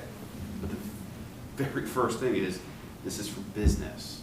And I do not agree with this argument that accessory parking or any accessory use, because it's got trash or the lobby or anything like that, is considered an extension of the business. So, I mean, candidly, and I'm just going to say it out loud, is if they had come in here with a 500 square foot leasing office or a workspace that they can rent out for co-working, it's a very different argument. But they're trying to get that one line to override everything, and I can't seem to buy it. Mr. Bell? A lot more complicated than I thought it would be. In terms of the common sense, if the ground floor hypothetically had been presented as a business, not a coffee shop, but a parking garage, would that have met the criteria of the zoning resolution? But the fact that the number of parking spaces aligns with the zoning requirement, plus or minus, means that it's not a commercial, Edison Park Fast commercial parking garage, which would constitute a business, maybe not a very desirable one on Union Place or anywhere else, but still one that could be construed to be a ground floor commercial enterprise. Could it have been presented that way, that, you know, upstairs tenants, I don't even know from the application whether people are renting or owning, and maybe it doesn't matter, but, you know, sometimes people own a parking space as part of their leasehold or arrangement. It wasn't presented that way, nor do I imagine that it's intended that way, otherwise it would be going on this veering off. I like the idea of housing, and I think that what we've learned since the pandemic is that mixed use isn't just a definition in the zoning ordinance, it's a fact of life. I work at home quite a lot. Other people fall asleep in their office, maybe not as much. I think we're seeing a blurring of those lines, and I think the zoning ordinances will catch up, at some point. They haven't yet, and here we are. I think if a zoning variance is required for the use being proposed as it is without any manipulation, semantic or architectural, it could be reviewed here and deemed appropriate. I mean, where do you put required parking? Fewer and fewer people in Summit especially, where there's such great public transportation, have 2 cars or even a single car. Literally this week, I gave a car away to my son because he needed it more than I did. I still have 1, but I don't have 2. All that to say, maybe a resubmittal with a zoning variance request where the ground floor has a combination of uses would be welcome, and maybe set an example for how to solve the ticklish question of people's reliance occasionally on cars. One last example, I travel a little and I look at parking garages on occasion, particularly in regard to where the electric vehicle charging stations are. In other countries, sometimes the ground floor of much larger apartment buildings rent out spaces, particularly if they have charging stations. And they make a profit on that because people don't want to invest, especially for quick speed charging. There are different models of that type of mixed use that reflects that we're not over the addiction to the motor vehicle quite yet. I literally went and sat in, not owning one, an electric vehicle this morning with the intent of purchasing one, and I thought it's going to be really complicated to, how to charge it, or maybe it won't be. But what's the percent of car ownership? Where was that in the presentation? Is that space going to be vacant most of the time, used for storage units, as sometimes happens in apartment buildings on the ground floor or basement? So I don't know. I think that everything I've heard, again, not being a lawyer, I think there is enough to justify saying that a use variance is required. But I think the project on its merits is very, very exciting. I've never been in the Weichert building. I won't miss it. In terms of animating a pedestrian experience, it's nil. And this could be, on its merits, a very interesting proposal to see built. If we're looking at the common sense interpretation, it's not quite there. Very interesting, semantic argument, but not adequate, in my opinion. Mr. Millay. I believe that the role of the zoning board is for specific area, for specific property, while here this application is really has a long-term impact on the whole section of the Morris Avenue in this area. I don't think we're supposed to look at it from the zoning at this stage. I think I do support the zoning officer's opinion that it should be first either denied or approved by the planning board. It is how the planning board interprets this whole section and will define what kind of interpretation of business. As we can see, for me, I'm not on the planning board, but I can see a business where growth of restaurants, stores, and not only car dealerships, as we see here, some more stores, that will have a very good impact on this section of Summit. And I think the residents and the neighbors will be very happy to see more livelihood in this area rather than garages. So I think this is a matter for the planning board, not for us. Thank you. Thank you, Mr. Millay. Can I ask a question of Yeah. Mr. Paul on that? Procedurally, I agree with Mr. Millay on this. how is it that so we're being asked to make a zoning determination, which I get, in essence. Why wouldn't this just go to the planning board for the use itself? Because if a use variance is required, and that was the determination of the zoning officer, then the planning board does not have jurisdiction. We are the board with jurisdiction over D variances, which include use variances. So it would necessarily come before us. So there's no way for the planning board to take jurisdiction of the overall initial application, so to speak, to then punt to us? I mean, in theory, if it got all the way through, as council is suggesting, if it was applied for and, say a D variance was missed, or it did make it all the way through and they determined that a D variance is necessary, they would need to then refer it to our board for determination on the D variance. But it's possible that the planning board were to review this and say, no, a D variance is not required. Whether or not we render a verdict. No, because we have an interpretation has been made, and appeals of the interpretations of zoning officers necessarily come So if forward zoning us as officer well. hadn't made a determination, it's potential that it could have gotten there for planning board to review. If it was determined that they didn't need a variance and the planning board application did go all the way through, that's the only way it would Okay. get that way, yes.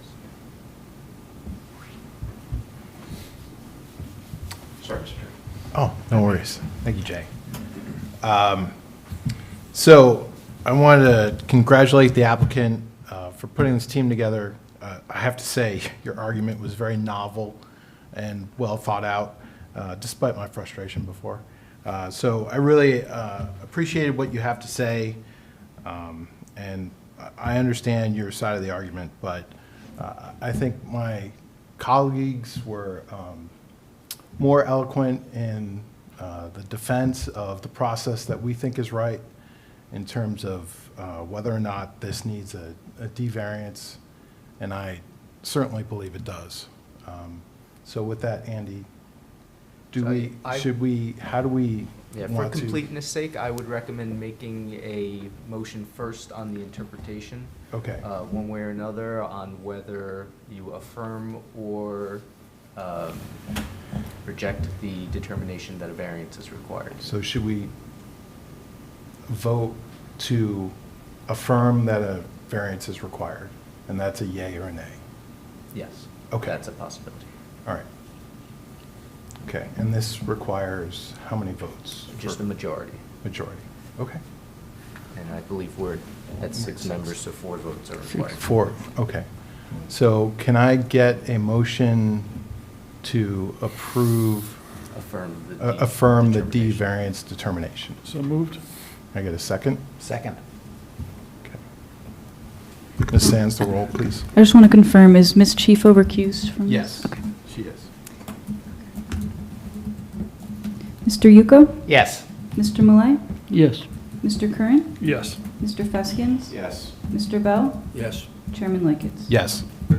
Okay, and now for completeness sake, as I mentioned before, I think this is more or less moot at this point, but because you have just determined that a D variance is required, a zoning application would be required, and therefore I would recommend you making a motion to officially determine that the application was incomplete, or to affirm the determination that the application was incomplete. Can I get a motion to affirm that the determination of the application's incompleteness?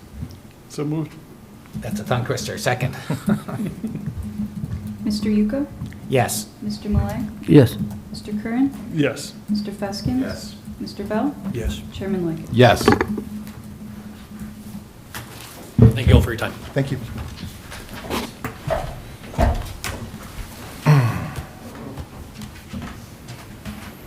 "15 Sherman Avenue." Do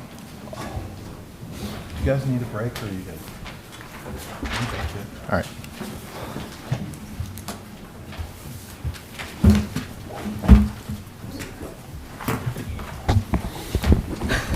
I have no idea what I'm supposed to do exactly.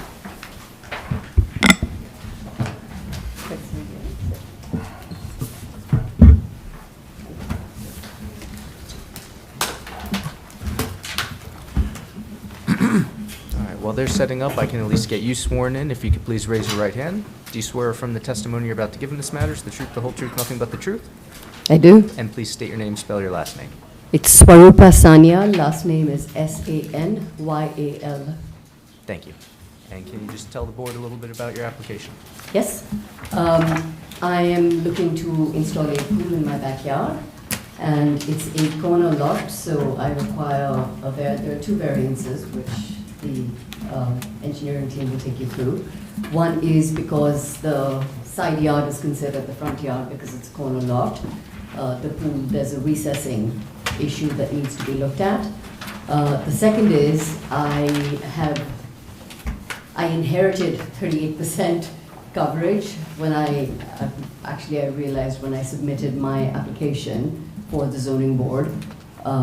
Apparently I'm only allowed to have 34%, but I bought it for 38%. So that's another thing that we're going to discuss a little bit more. But happy to answer any questions. Again, I'm slightly unfamiliar with how this works, so please tell me what I can tell you. Can I ask just one quick question? Is there's no prior applications for this lot to give the existing 38%? I do not know myself. Thank you.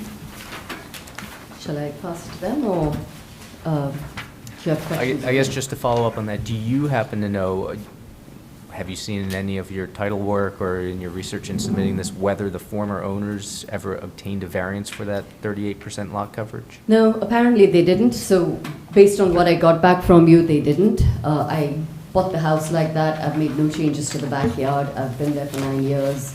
My first discovery that it did not meet the variance was when I submitted this application, unfortunately.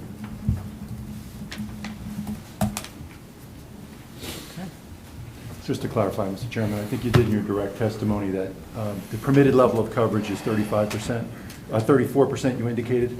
It's actually 35%. Just correct. Thank you. All right. Any questions from our board experts for this witness, or do you want to wait for their expert? Board, any questions? No? All right, public, seeing none? Introduce your, Just one other thing. I have Yeah. spoken to all my neighbors Okay. about this, and there have been no concerns raised, just as an FYI. thank you. Okay.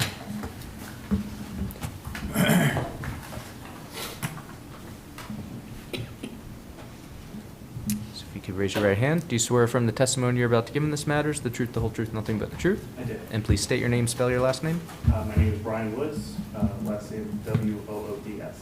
Thank you, and can you briefly describe your background and experience for the board?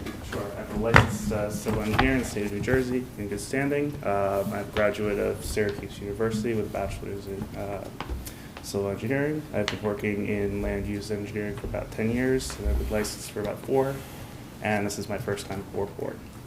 Any questions from the board, or would you like to accept his credentials? We would, welcome. Please proceed. Take it away. Okay. So, existing site is it's an existing 2-story single-family dwelling with a driveway along the northerly lot line and a paver patio area in the rear yard. The existing garage is situated facing the rear yard. The lot is a corner lot. It fronts on Sherman Avenue, which is a typical street, has a 50-foot right-of-way and sidewalks and houses up and down the street. The south side of the house fronts on McGregor Road, which is a narrow street. It's only 25 feet wide right away. Serves as a cut-through to Woodland Avenue from Sherman. There are no homes that front on McGregor.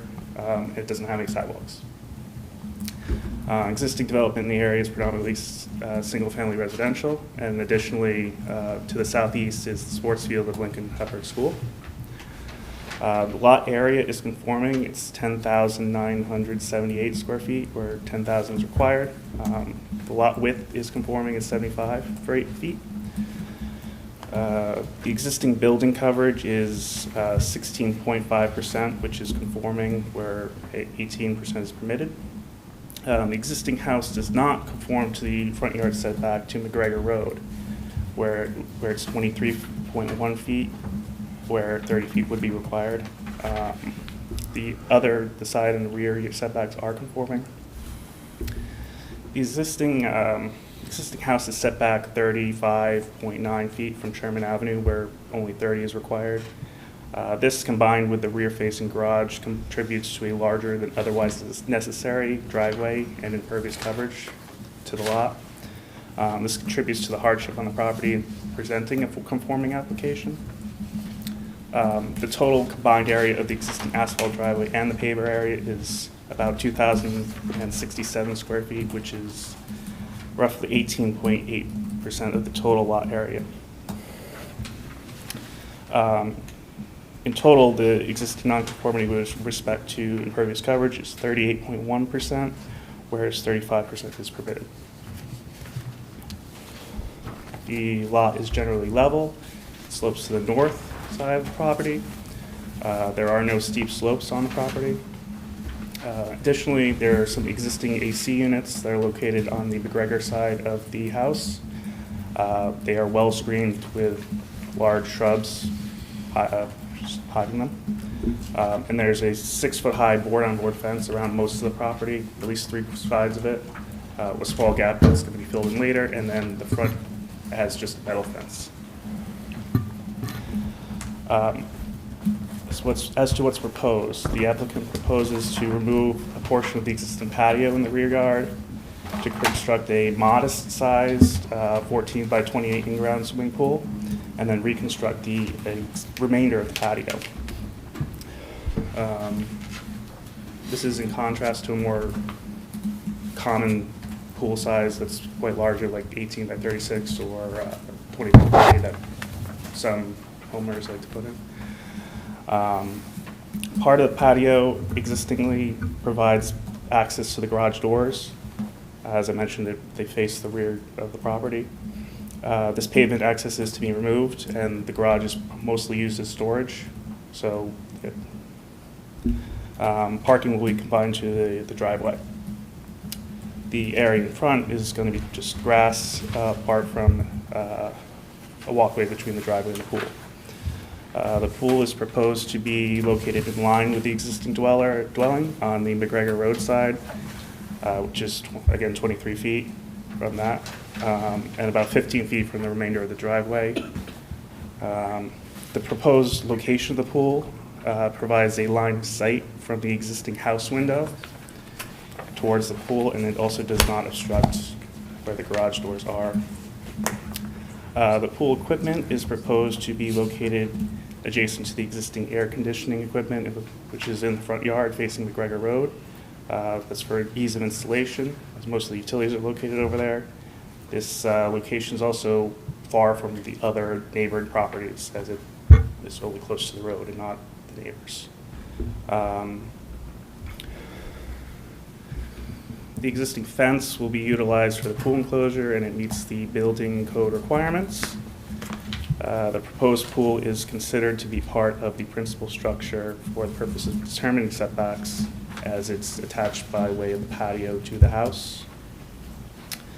The proposed grading work on the project will be minimal, as will be the area of disturbance. The topography will be modified to suit the pool and provide positive drainage around the pool.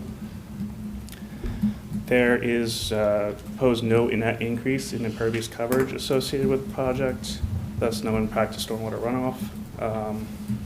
And further, even though the pool itself is classified as impervious, it has a bit of freeboard about 6 inches from the normal water surface to where the coping is, so water that falls on it will effectively stay in the pool as opposed to hitting patio and sheet flowing off.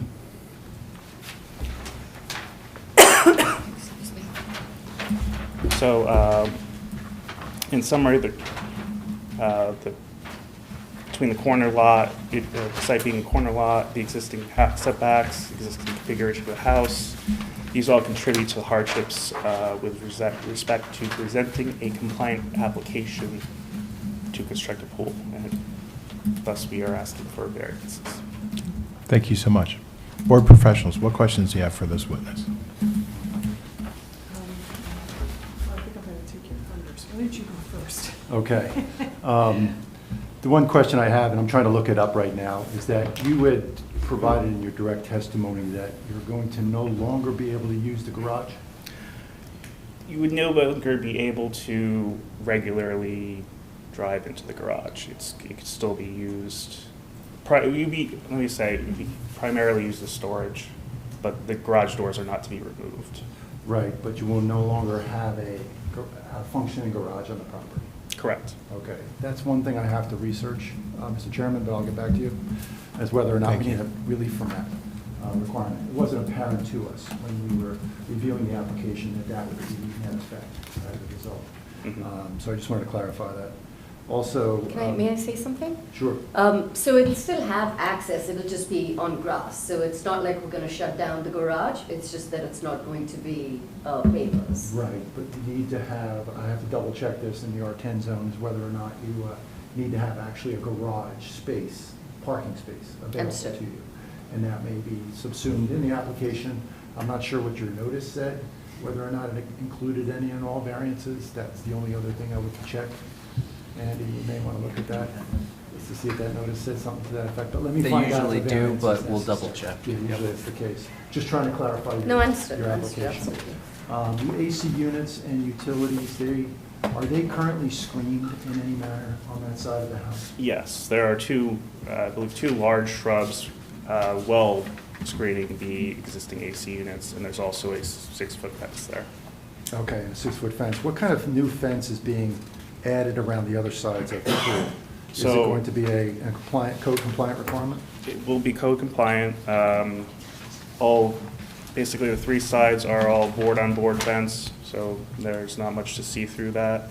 And then the front is, It's metal, both sides have a metal, there's a gate to the driveway, and there's a metal fence to the right of the house if you're facing it. But you'll make any modifications in accordance with the code requirements? Right, I Okay. actually got the entire fencing changed to be code compliant. Okay, thank you very much. There's just 3 panels that have been left to do the pool installation. Gotcha, okay. That covers my questions with the exception of, let me get back to the board about that issue. Excuse me. May I ask a question about that, by the way? Yes? Because if it is a required variance, then would we be able to then increase the, whatever, it's called permeable surface or whatever? This is just more clarification. Are you saying that you'd like to add to the proposal to have the garage function? if I'm it is a just, variance? curious what the 2 options would be. It's more Yeah, just. that would be question. your one option. Got it. Obviously, to address the variance, Got so it. you no longer have a variance. But yet, the other would be is to have no garage Understood. space available. Understood, thank So you. excuse me if I'm not aware. So I just want to offer clarification on that, because if you increase your impervious surface beyond 300 square feet, then you're required to do stormwater mitigation on site. So I just want you to be aware of that not only would you need a variance for that, but you'd also have to do some stormwater mitigation. Understood. Okay, all right, Thank you. just so you can make choices. Okay, thank you. There is, the existing lot coverage, as testified, will be the same as the proposed lot coverage. So there's no change in impervious coverage.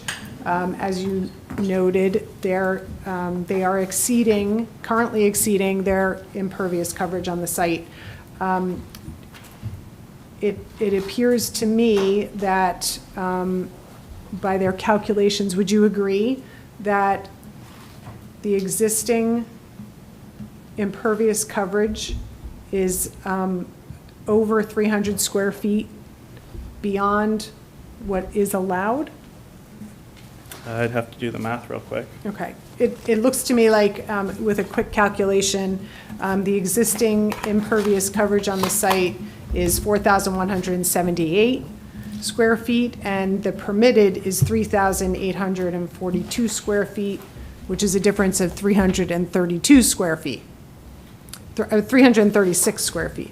With that said, though, Which, by the way, I agree with those numbers. you do agree? Yes. Okay, thank you. But as the applicant was, or the applicant's professional was discussing, the pool in the backyard does have some water storage in it.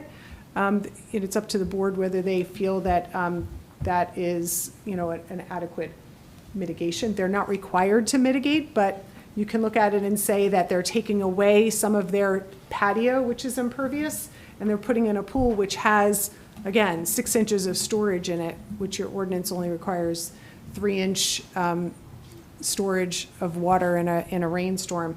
So there is some benefit to that as well. And I think that's all I had, and it was kind of dependent on what you decided about a garage and what was interpreted in the ordinance.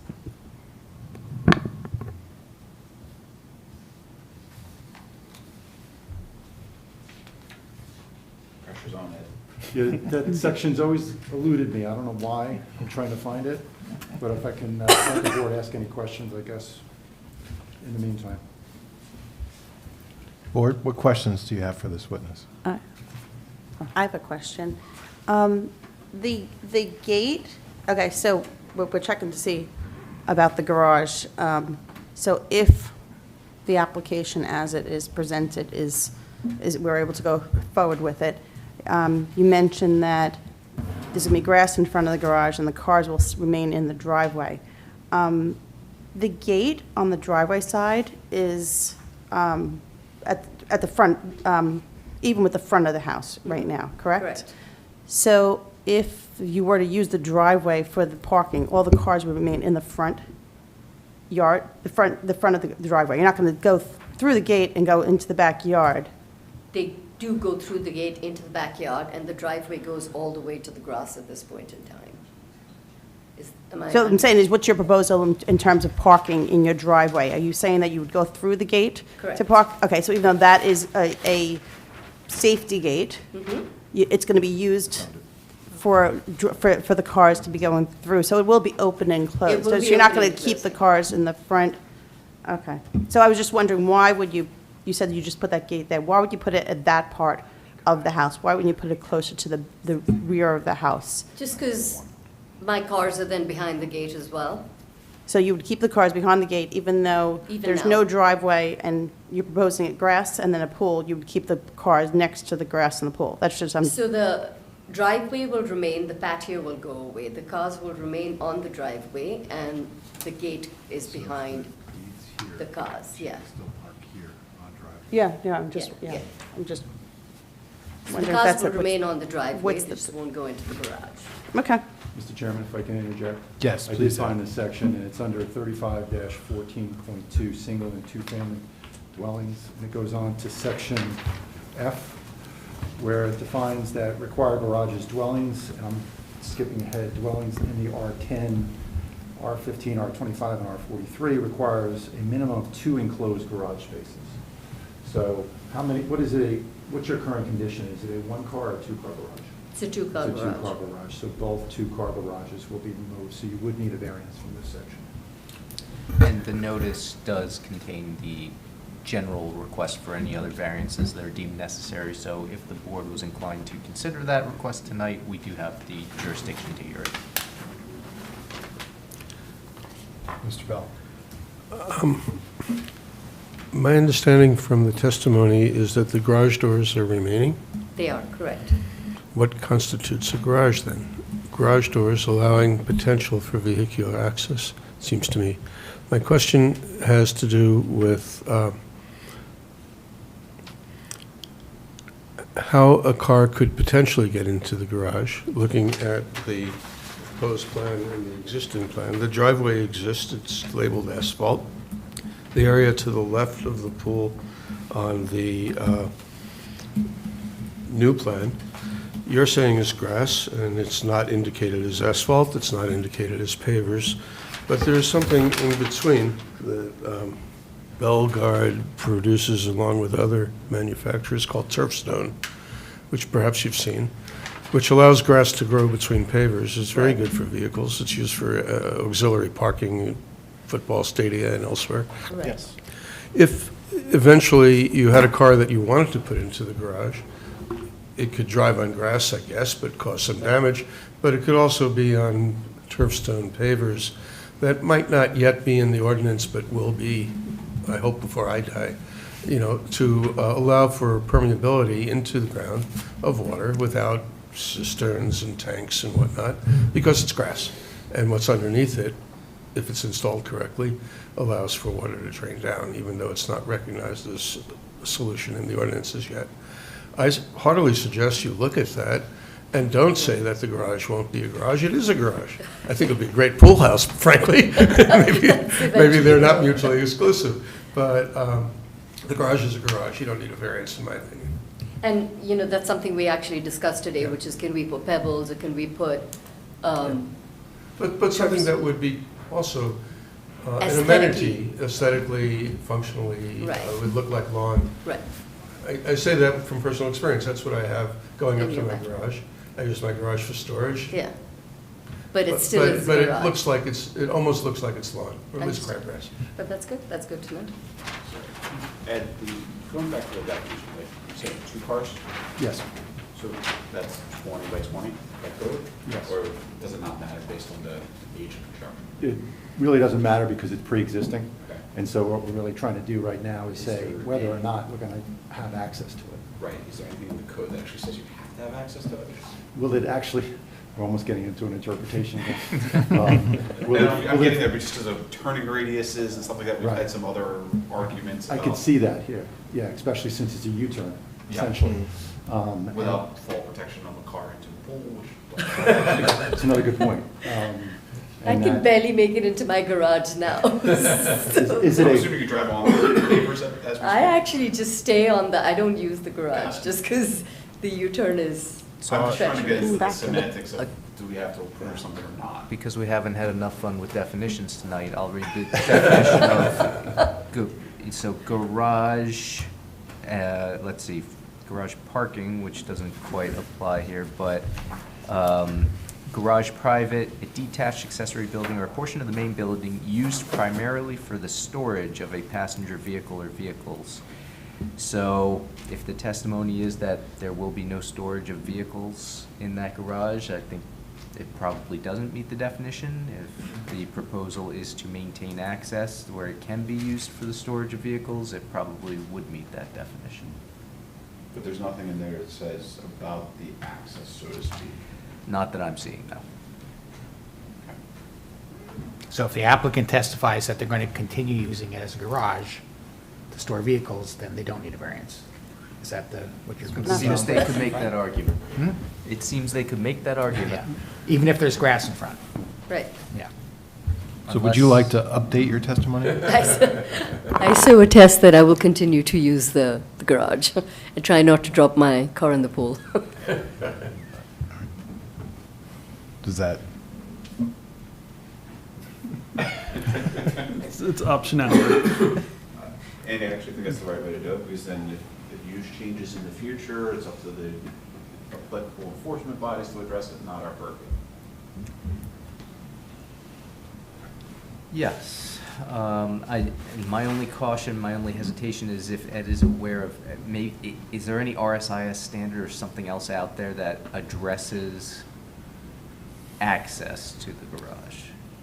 Not that I know of, under RSIS specifically. It really just addresses the number of Count, spaces the count, necessary. right? things of that nature. So, okay, I have a question. My garage is detached in the rear of my property. So I can come in and say, I'm going to rip up my whole asphalt for my, expand my lawn and just have what would look like a shed, whatever, with garage doors on it. If you're, the way you're defined, if the way what we're saying is, Or you could use the permanent pavers that Mr. Bell was. That would maintain access. That would maintain access. yeah, But it would increase the putting, impervious coverage. Yeah. this is grass. This is grass. Grass is something different. Right. And you're not putting rocks next to a pool unless you want to screw up your filter, so that's not going to work. but grass doesn't prohibit access. Correct. You can drive on grass. Don't plant a tree. Well, you could argue, or was I just reading in the ordinance, hold on, that Impervious impervious surface could be interpreted, hold on. The definition of impervious surface is a surface composed of any material that is highly resistant to natural infiltration of water into the soil. That can be used to talk about roofs, buildings, streets, parking areas, any concrete, asphalt, or highly compacted gravel or soil surface. So if somebody's going to be driving on top of it regularly, it becomes compacted, and therefore it is considered impervious. The recommendation that was offered earlier, if I can offer, Mr. Chairman. Please. Of putting in some sort of permeable aspect of the pavement, that is something that is readily done for fire access roads. They have grasscrete systems, not necessarily recommending the concrete ones, but there's a plastic web system that's available. You put gravel underneath it, you then can put soil on top of it, and then drive on top of it. Okay. And it doesn't add to that compaction factor, it allows permeability. You would technically need a variance, because, as we just read the definition, that would be a requirement, but that it would still allow some of the spirit of infiltration as a result, which is what the board member just mentioned before. Okay. So that is an option. If you're willing to consider that, I'd ask the engineer to measure that area, roughly in square footage, what that might be, if you were to keep those lines lined up. If that's your option. I'm just putting this out for the applicant to consider, that's all. That would not count as, or that would not count as impervious, It right? would count as impervious, but could the board use that as a rationale as to why? Like seepage pits. You use seepage pits for the purposes of offsetting impacts. So the application would end up changing the variance request to side yard, aka front yard setback, and a revised impervious surface variance request. I don't believe it would change the setbacks, it would change the impervious coverage. Right, well, no, meaning this application has. It would include setback that. requirements. In addition Yes. to. Exactly. So the impervious surface, we would, I'm assuming we had to approve what's existing as it is, if this is modifying it. But that would be increasing it to Whatever hopefully amount. what he tells us. is Correct. Give yourself a margin. Right. As I spoke earlier, it's the edge of the pool was about 15 feet from the. No, I meant about the impervious surface. Right, right. I'm getting to that. So I would say you need about 300 square feet more of impervious surface to have a functional driveway, whether it's truly impervious or permeable pavers. And as a new impervious coverage percentage, what would that result in?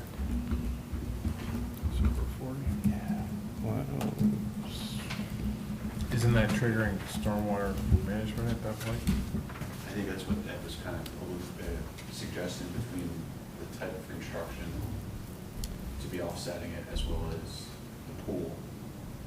Okay. It would be roughly 2.8 percentage points more of a coverage variance. So you'd be at 40.3%. But Mr. Chair, I think you're right.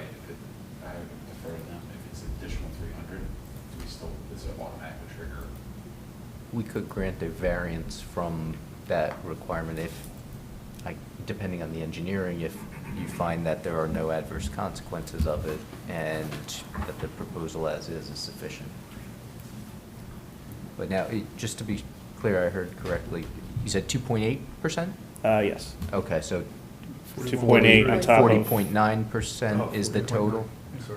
2.8 plus, 38.1. 38.1.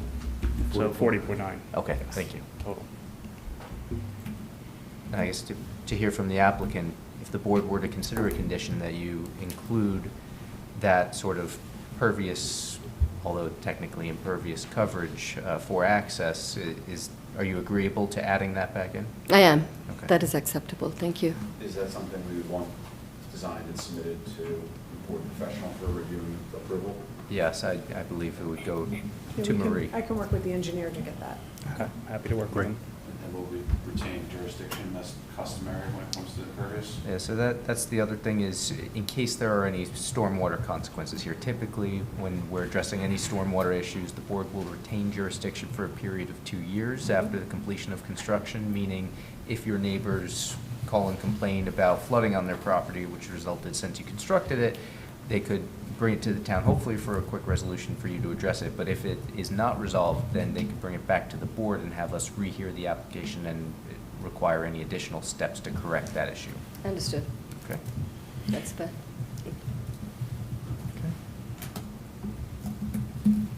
Any other questions? Yeah, just a question for, actually for Marie. Yep.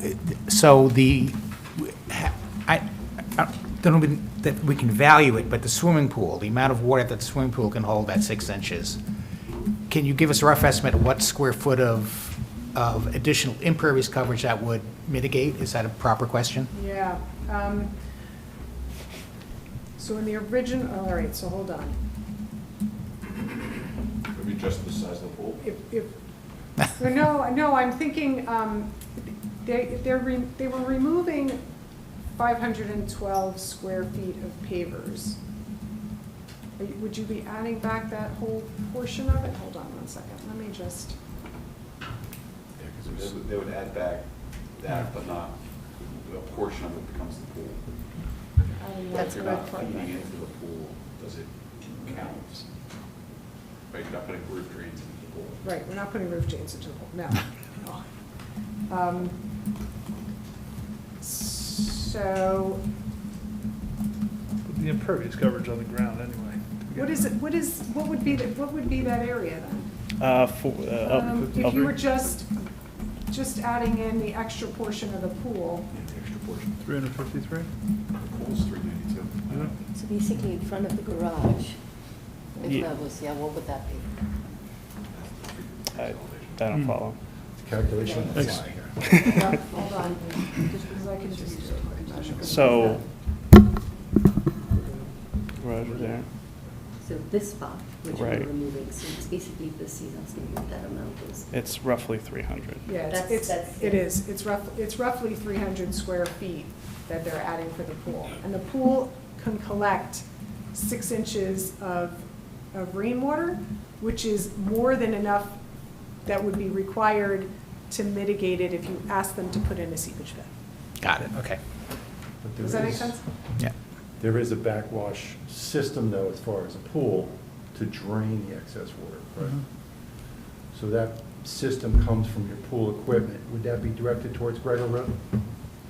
Probably, or Gregor Road? So they typically use like a cartridge system with like a variable speed pump, so it's not typically backwashed. I can't say I know how a pool that's overfilled essentially drains other than evaporation. They do allow the system to go in reverse and pump it off site.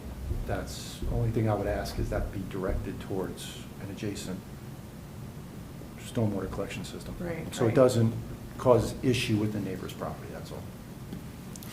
Okay. If it was outletted on grade right there, I believe that the grading shows that it will be conveyed to the northwest corner of the And that property. is a positive drainage, okay. Yeah. Thank you. Sorry about that detail. That's a good point, though. Okay, any other questions? Seeing none. Questions only from the public? No, seeing none. Okay. Thank you. Thank you. Appreciate you hearing me out. All right, do we have any comments from the audience? Seeing none. Okay, Andy, what are the conditions and number of votes Yep, needed? so we have the 3 conditions noted. First is our usual compliance with those conditions noted in the board engineer's memorandum. Second is that the applicant shall submit revised plans to include pervious pavers to maintain access to the garage. And correct me if that term's wrong, pervious Yeah, pavers or? I don't think that's really what. It's pervious reinforced turf. Pervious reinforced turf to maintain access to the garage. These revised plans shall be submitted to the board engineer for review and approval. And third, that the board shall retain stormwater jurisdiction for a period of 2 years after the completion of the improvements. We are only dealing with C variances here, so the majority or 4 votes are required to approve. Thank you, Andy. Who'd like to begin our executive session? I can jump in. Jay? I know this location very well. The McGregor is a pass-through. It is not a primary road. It is pretty much only used by the people who live right next to the school here. I don't see any negative impact on any of the neighbors. And I think the existing nonconformance of the setback there just makes it's a hardship because of being an angle lot. Working with the applicant to try to find a better solution with regard to the garage and the impervious surface. You mix that with a creative method of construction subject to our review, maintaining jurisdiction, and then the pool continuing, while it doesn't directly benefit in terms of the actual particular code, it actually functions properly. So I think the benefits are they're improving the neighborhood. They're actually making the garage a little bit more functional in that way their family operates, and it's really no negative downside here. So I can see approving it. Great. Thank you, Jay. Tom? Yeah, I can support as well for the reasons Jay outlined. Just to add a couple things. The forest had no objection, so we always think about pools. There's enough screening. The forester says the screening is adequate and no trees or shrubbery appear to be impacted. And also, our planner noted that, asked the question, why can't the pool equipment be located in a conforming location? And I think the engineer, made a convincing argument why it is a good location. And it's on McGregor Road, which, as Jay mentioned, nobody goes down there if you don't live there. So I can support the application. Great. Anyone else? I would echo what was said, and I particularly would call attention to the fact that we have, without setting a precedent, talked a lot about permeability in a different way than we have perhaps in the past. And I look forward to the day where the ordinance can catch up to that. And the second aspect of that, of course, is the fact that as many cars have gotten larger and garages have stayed the same size, I think fewer and fewer people in Summit, if we're talking plainly, use their garages for motor vehicle parking. And I think perhaps at some point the ordinance could catch up on that too, and see whether that space can legally be reclaimed for other functions, whether it's storage or a pool house or a tiki bar or what have you, an extra bedroom, and get over the myth that cars have to be maintained inside as if this were the 1920s and they were fragile. So I was, when I first heard this application, I was not, wasn't supportive of it when it was going to just be grass in front of the garage. Yes, the garages, yes, they're small. They were built, I'm sure this house, I'm not sure the date, but I'm sure it's 80, 90 years old.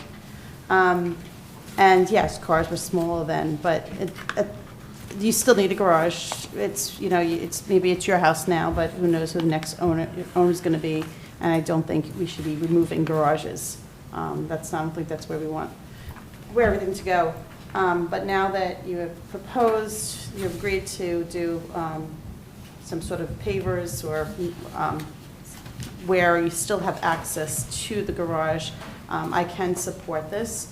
And in terms of the side, the equipment being on the side of McGregor, I walked the property earlier today, and I thought there was plenty of room over there, plenty of screening over there, and I thought that's the ideal place to put the equipment, so I could support this application. Great. Thank you all. Can I get a motion to approve? So moved. Can I get a second? Second. Ms. Sands? Mr. Yuko? Yes. Mr. Millet? Yes. Mr. Curran? Yes. Ms. Chifo? Yes. Mr. Feskins? Yes. Mr. Bell? Yes. Chairman Lickett? Yes. Good one. We're going to take a 5-minute break.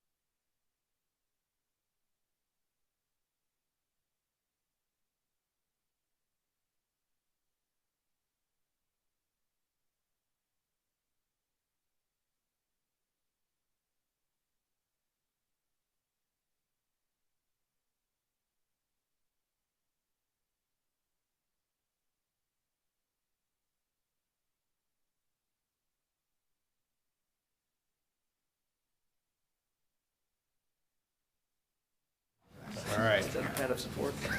Yeah, did the right thing. Let us jump back in. 28 Plymouth Road. You can do it from here. Oh. No, I'm kidding. And I'll swear you in, just the applicant first. Do you swear from the testimony you're about to give in this matter is the truth, the whole truth, nothing but the truth? Yes. And please state your name, spell your last name. My name is Claudia O'Leary, O''Leary. Thank you. Can you briefly tell the board a bit about your application? Yes. I love my neighborhood. I love my street. I love my neighbors, and I intend to stay here for as long as we can to support our growing family. My husband and I both work from home. We have two toddlers, maybe one on board, or in the future. But our home right now, we just want to maximize our space.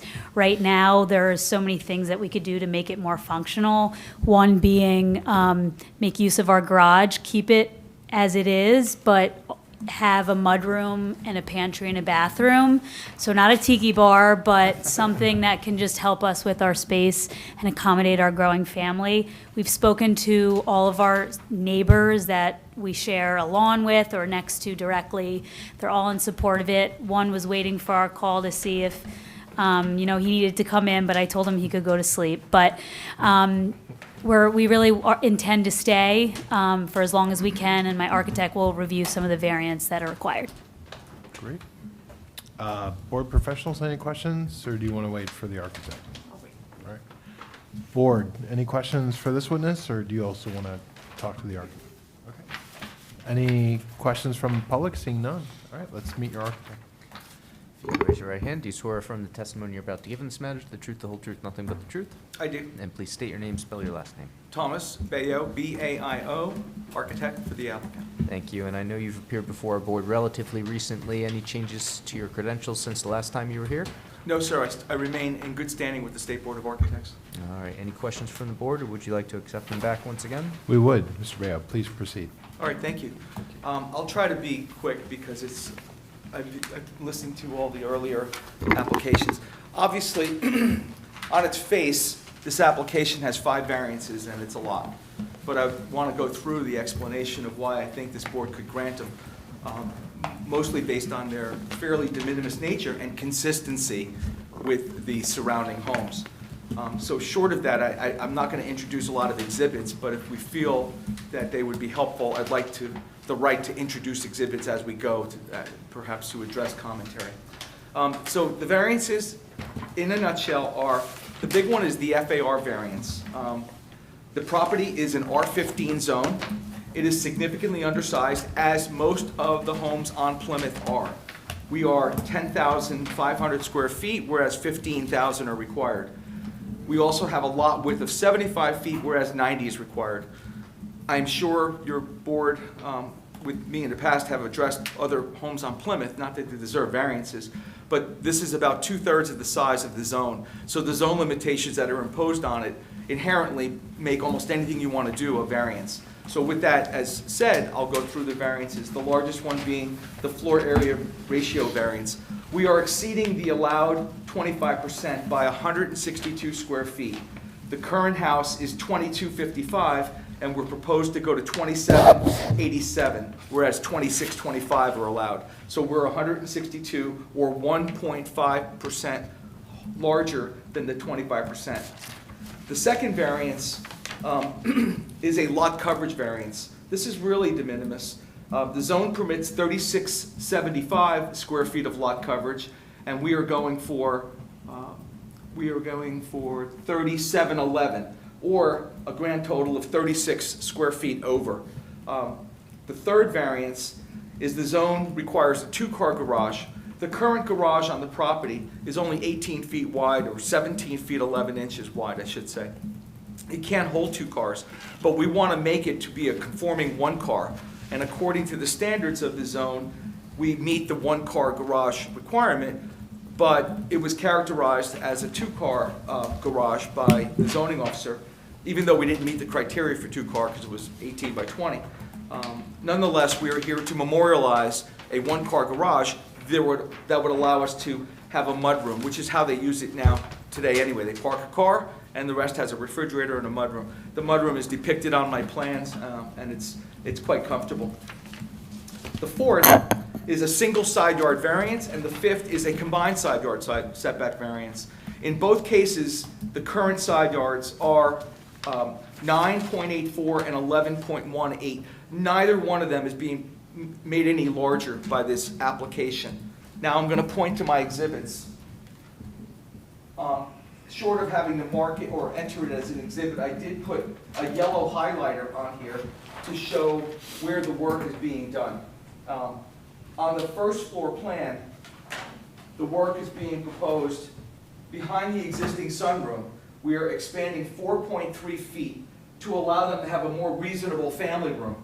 Right now, it's an unheated sunroom. It's going to be used seasonal all year round, so we're insulating it, changing its roof line, and expanding it by 4 feet 3 inches.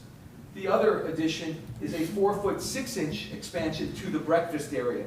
These are both depicted on sheet A2 of my architectural plans.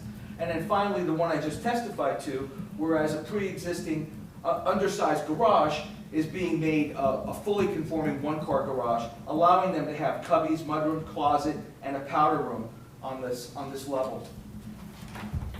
The other one is to introduce a second floor above the existing garage. The garage is a one-story section, a little inconsistent with the neighborhood. A lot of people have built over their garages, and I do have exhibits if needed to show the adjacent properties. This would permit them to go from a 3-bedroom second floor to a 4-bedroom second floor. For obvious purposes, they really want to age into this home and would like to have a larger family, and this would allow them to have that amenity. It doesn't get any closer to the side yard than what exists today, but by virtue of the fact that it intensifies or densifies a pre-existing nonconformity, we are here for the single and side yard combined variance just for this thing, because it triggers both, despite not getting any more closer to the side yard. That's really the extent of the variances and the explanations for them. Great, thank you. Board experts, questions do you have for this witness? Just one quick question. With regard to the renovated den that you have on the plan, that's the area of the existing, what is it called, an open porch? Yeah, it's a You have on the sunroom. survey? Yeah. Okay. And that your window areas that you're proposing on the side that faces the neighbor, is there only one window that's being proposed on that side? Yes, the reason is right now it's all jalousie glass, or what kind of glass is that? It's completely glass. We're going to reduce it to one window. It'll help support the neighbor a little bit. It'll give them some privacy in the family. They expect to use this as a TV room. We don't need all those windows. Okay. Any removal of trees or anything? No, there are no trees being removed with this application, just a small section of patio as we expand onto the breakfast area. Okay. The existing driveway at 0 feet off the eastern side lot line. I presume you're not presenting an engineer, just yourself, right? So That's correct. That's correct. So that's an existing condition. One of those things that with the board we'd offer that we should probably tackle that in any deliberations. The applicant, any exterior equipment that is not going to be in compliance with the screening requirements or setbacks? We intend to add no additional HVAC equipment. We're going to replace what's there today, and when we replace it, it's going to be designed so it can handle the addition expansions. Again, the additions expansions are not that large, so we feel that the single zone that exists could handle the proposed 2,787 square feet of living area. So your direct testimony regarding the garage is that the existing garage does not accommodate 2 cars currently? My existing garage does not accommodate 2 cars. It was deemed to be a 2-car zone, and so the zoning officer felt that we should include that as a variance here, whereby we're reducing it to a conforming 1-car, despite not being a conforming 2-car. That helps me clarify. I just wanted to make sure that was the case. Thank you very much. And one more comment. I know you mentioned about the driveway being a lot line condition. So this is Plymouth Road. A lot of the driveways are, in fact, lot line conditions. We are 9.84. 9.84 is significantly smaller than a car really needs to get by. A car from mirror to mirror is about 7 feet, some of the larger ones. So any intent to reduce lot coverage or, say, bettering the side yard would really impose a very difficult driveway. They do use the driveway, they do use the garage, and they still want to be able to go in there. And I would argue that we have some pretty good landscaping between the neighbor's house and ours, so that this driveway doesn't just, fall off into their, does drop off. Their property next door is lower, but there is a landscaping buffer. Thank you. Thank you, Ed. All right, board, what questions do you have for this witness? I have one. Go ahead, Alice. You mentioned the proposed powder room. Are you getting rid of the other bathroom? Is there going to be 2 on the first floor? Yeah, there's no intent. You're adding bathroom. We're adding a powder room to the first floor in that new mudroom, yes. They work from home. Let me explain their No, lives. I just wanted to know, I thought you said they were going to, I thought you meant that was going to be the only bathroom on the first floor, but it's an additional bathroom. It is. That's what I It's just an wanted to know. additional Okay. half bath. Okay, 'cause it's, okay. All right, I'll say no more. Okay, thank you. Yeah, I have one, actually, partially a question for Ed.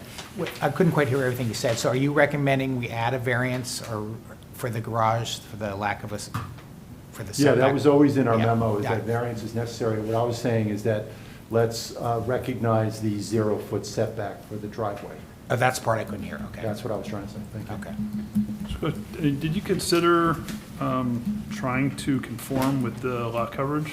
I mean, it's such a small amount It's that's such over. a small amount. And you can see, just by simply taking some of that circle of the turnaround, cutting a foot off that back probably doesn't bother anyone. It could be done. They would prefer not to, obviously, because they use that turnaround. But it's 34 square feet, and we just appeal to the mercy of you characters here to say that it's so de minimis. But we could. I have another question. That's probably the nicest term that could be applied to us tonight. It's the mercy proof. Sorry, Allison. Go ahead. Oh, I have another question. So, I don't recall, is there two garage doors right now? No, there was a single garage Oh, door. so it's just one, it's one large garage Yes, door now? and I Okay, brought but photos. okay, so it's not, what is the definition of a car garage? I mean, it's 2 doors, or the 2 cars can fit? It's got to meet a certain dimension. Okay, it has nothing to for do with the number of two doors. cars to fit. What is it's 20 by 20 or it's 18? It's 20 by 20, 20 by 20, yes. All right. not 8. So it is non-conforming. So you had mentioned this before, along Plymouth Road, the scale and density that you're recommending, that you're asking for is in conformance, and you would see, it would feel that it would fit in the neighborhood on this block. Yes, to be very frank, they're all over the place. I did a quick survey of square footage, which I'll yell out. Do you require, if I yell this out, I have to submit this as an exhibit? You can just tell us. Okay, so, starting with 10 Plymouth, we have a house of 3,114 square feet on a similar sized property. 2 down from our house, 22 is 2,108, 26 is 2,006, and we are 2,058. We are the 3 smallest homes that I can find on Plymouth, because everything else from here on out, the house to the right is 2,776, the next one is 2,391. Across the street, we have 2,776, 2,896, and 2,578. So all of them have either appeared for variance in the past or are right at that limit of that 2,600 number I quoted for .41 of an acre. A lot of these are very similarly sized at .41 of an acre. So I do think we are not inconsistent, but it's really all over the place. Some are really big at 3,100 and some are smaller at 2,000. Their next door neighbor is an original house. Their house is an original house. If you drive by, and I have pictures if you want me to submit them, you'll see that it's not been touched in 65 years. This will allow them to bring this house up to the standards of what's really been happening on Plymouth, where people are pushing that envelope on size. Anyone else? No? Just very briefly, the materials that you're going to use on the additions are consistent with the existing house, I imagine? Yes, we're going to match, try not to submit a picture. We're going to match the shingle, the roofing color. The windows are going to be similarly double-hung windows with some divided glass. And that's it for the exterior, roof, siding, windows, yeah. Can I just ask a quick question? On A4, Okay. those are listed as existing front elevation, left, rear, and right. Are those actually proposed? Yes. Okay, So you're referring to the front elevation, which I show as existing, Mhm. and it should say proposed. okay. Yeah, that's Yep. true. Yeah. These are all proposed. These reflect the changes. I have pictures to show the existing, if you want them. Better watch that AutoCAD. Really sneak up I on better you. watch my employees, one of them is here. Any questions from the public? Seeing none? Okay. Is there anything you want to say in summation? Please let me do this. I want to stay, please. I don't think anyone's ever said please before. Thank you so much. Any public comment? Seeing none. All right. Mr. Ball, what are our conditions and number of votes? I actually have no conditions noted because there's no engineer memo that we routinely condition it upon. So unless the board has any particular conditions they would like to hear, I would just get to number of votes, which is 5, because there's an FAR variance required. And we added the 0 lot line for the driveway? Yes, So it's I 6 variants imagine. in total? I imagine the board would like to consider that request for the 0 lot line variance. Yep. Which you are allowed to do. Okay, great. With that, who'd like to begin our, I think it's a great proposal. Looking at the plans, it makes a lot of sense to make the house more livable. It touches all the bases that one would expect. There's, in the Environmental Commission report, and I served on that commission for many years and still go to its meetings, one line that is bolded, and I don't want to make that as a condition, but I'd like to make it as a suggestion. The bolded line, if you haven't had the opportunity to see the report, is quote unquote, we also encourage the use of solar panels on appropriately oriented roof areas, especially on the new second floor addition. And the reason I mentioned that as a suggestion, obviously not a condition, is that one often doesn't have the chance to do construction on a house, especially with busy lives and little kids. When there's construction going on, especially of a new roof, what a great opportunity to do something that changes the thrust of the way the house works mechanically. And so I strongly suggest that, not for a vote and not as a condition, but think about it. Because the way the roof pitch works, looking at the roof plan, it looks like it's a piece of cake. thank you, Mr. Ball. Who else? Tom? Yeah, I mean, I don't have a lot to add. I mean, Plymouth Road is a very interesting street. It's been fun watching it evolve in all the years I've been in Summit. We've had a lot of applications there over the years. Undersized lot has been noted. I mean, it does seem like a lot of variances, but I think the architect made a very good argument that, with the exception of the FAR, which is a pretty big increase, but even that's not, it's not extremely far over the limit. The others are, either de minimis or borderline de minimis. Forest Yard, no objections, backyard is well screened, so I can support the application. I think I would just add to that is that, going back to an argument about context here, it fits, right? The scale and the density of it aren't overly impactful. You'll look at this house and you're going to look at it and say, this was thoughtful, this was restrained, this was constrained, and it's going to overall fit the overall objective of the DRO. So I don't think there's any negative downside, and that's the positives. So I support it. My one concern was the garage, but I think you did a great job explaining that it's really not a two-car garage, even though, size-wise. So thank you for clarifying that. So with that, I can support it. That was my one big concern. But everything else seems very reasonable. I'm very familiar with the street, walk up and down it almost every day, and I understand the constraints on these older houses, but I think it's well thought out, and it's not asking too much. No, I would agree, and adding to that, the modernization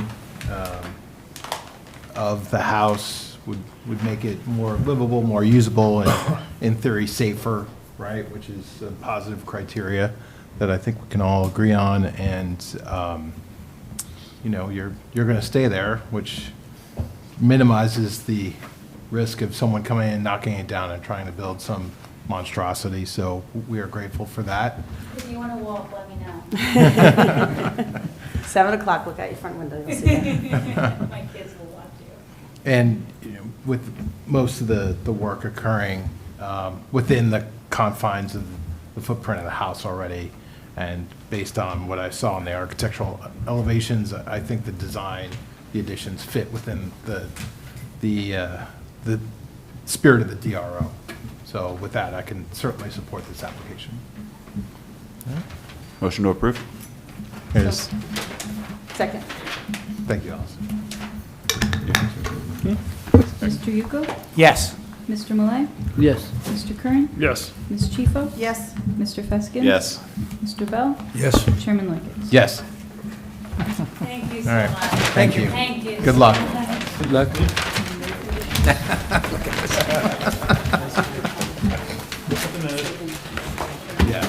Thank you, Tom. Good luck.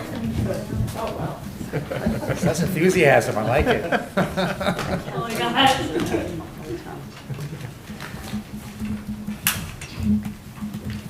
For minutes for memorialization, we have regular and closed session meeting minutes from May 4th, 2026. The eligible voting members are Mr. Yuko, Mr. Malay, Ms. Chifo, Mr. Feskins, Mr. Bell, and Chairman Lickett.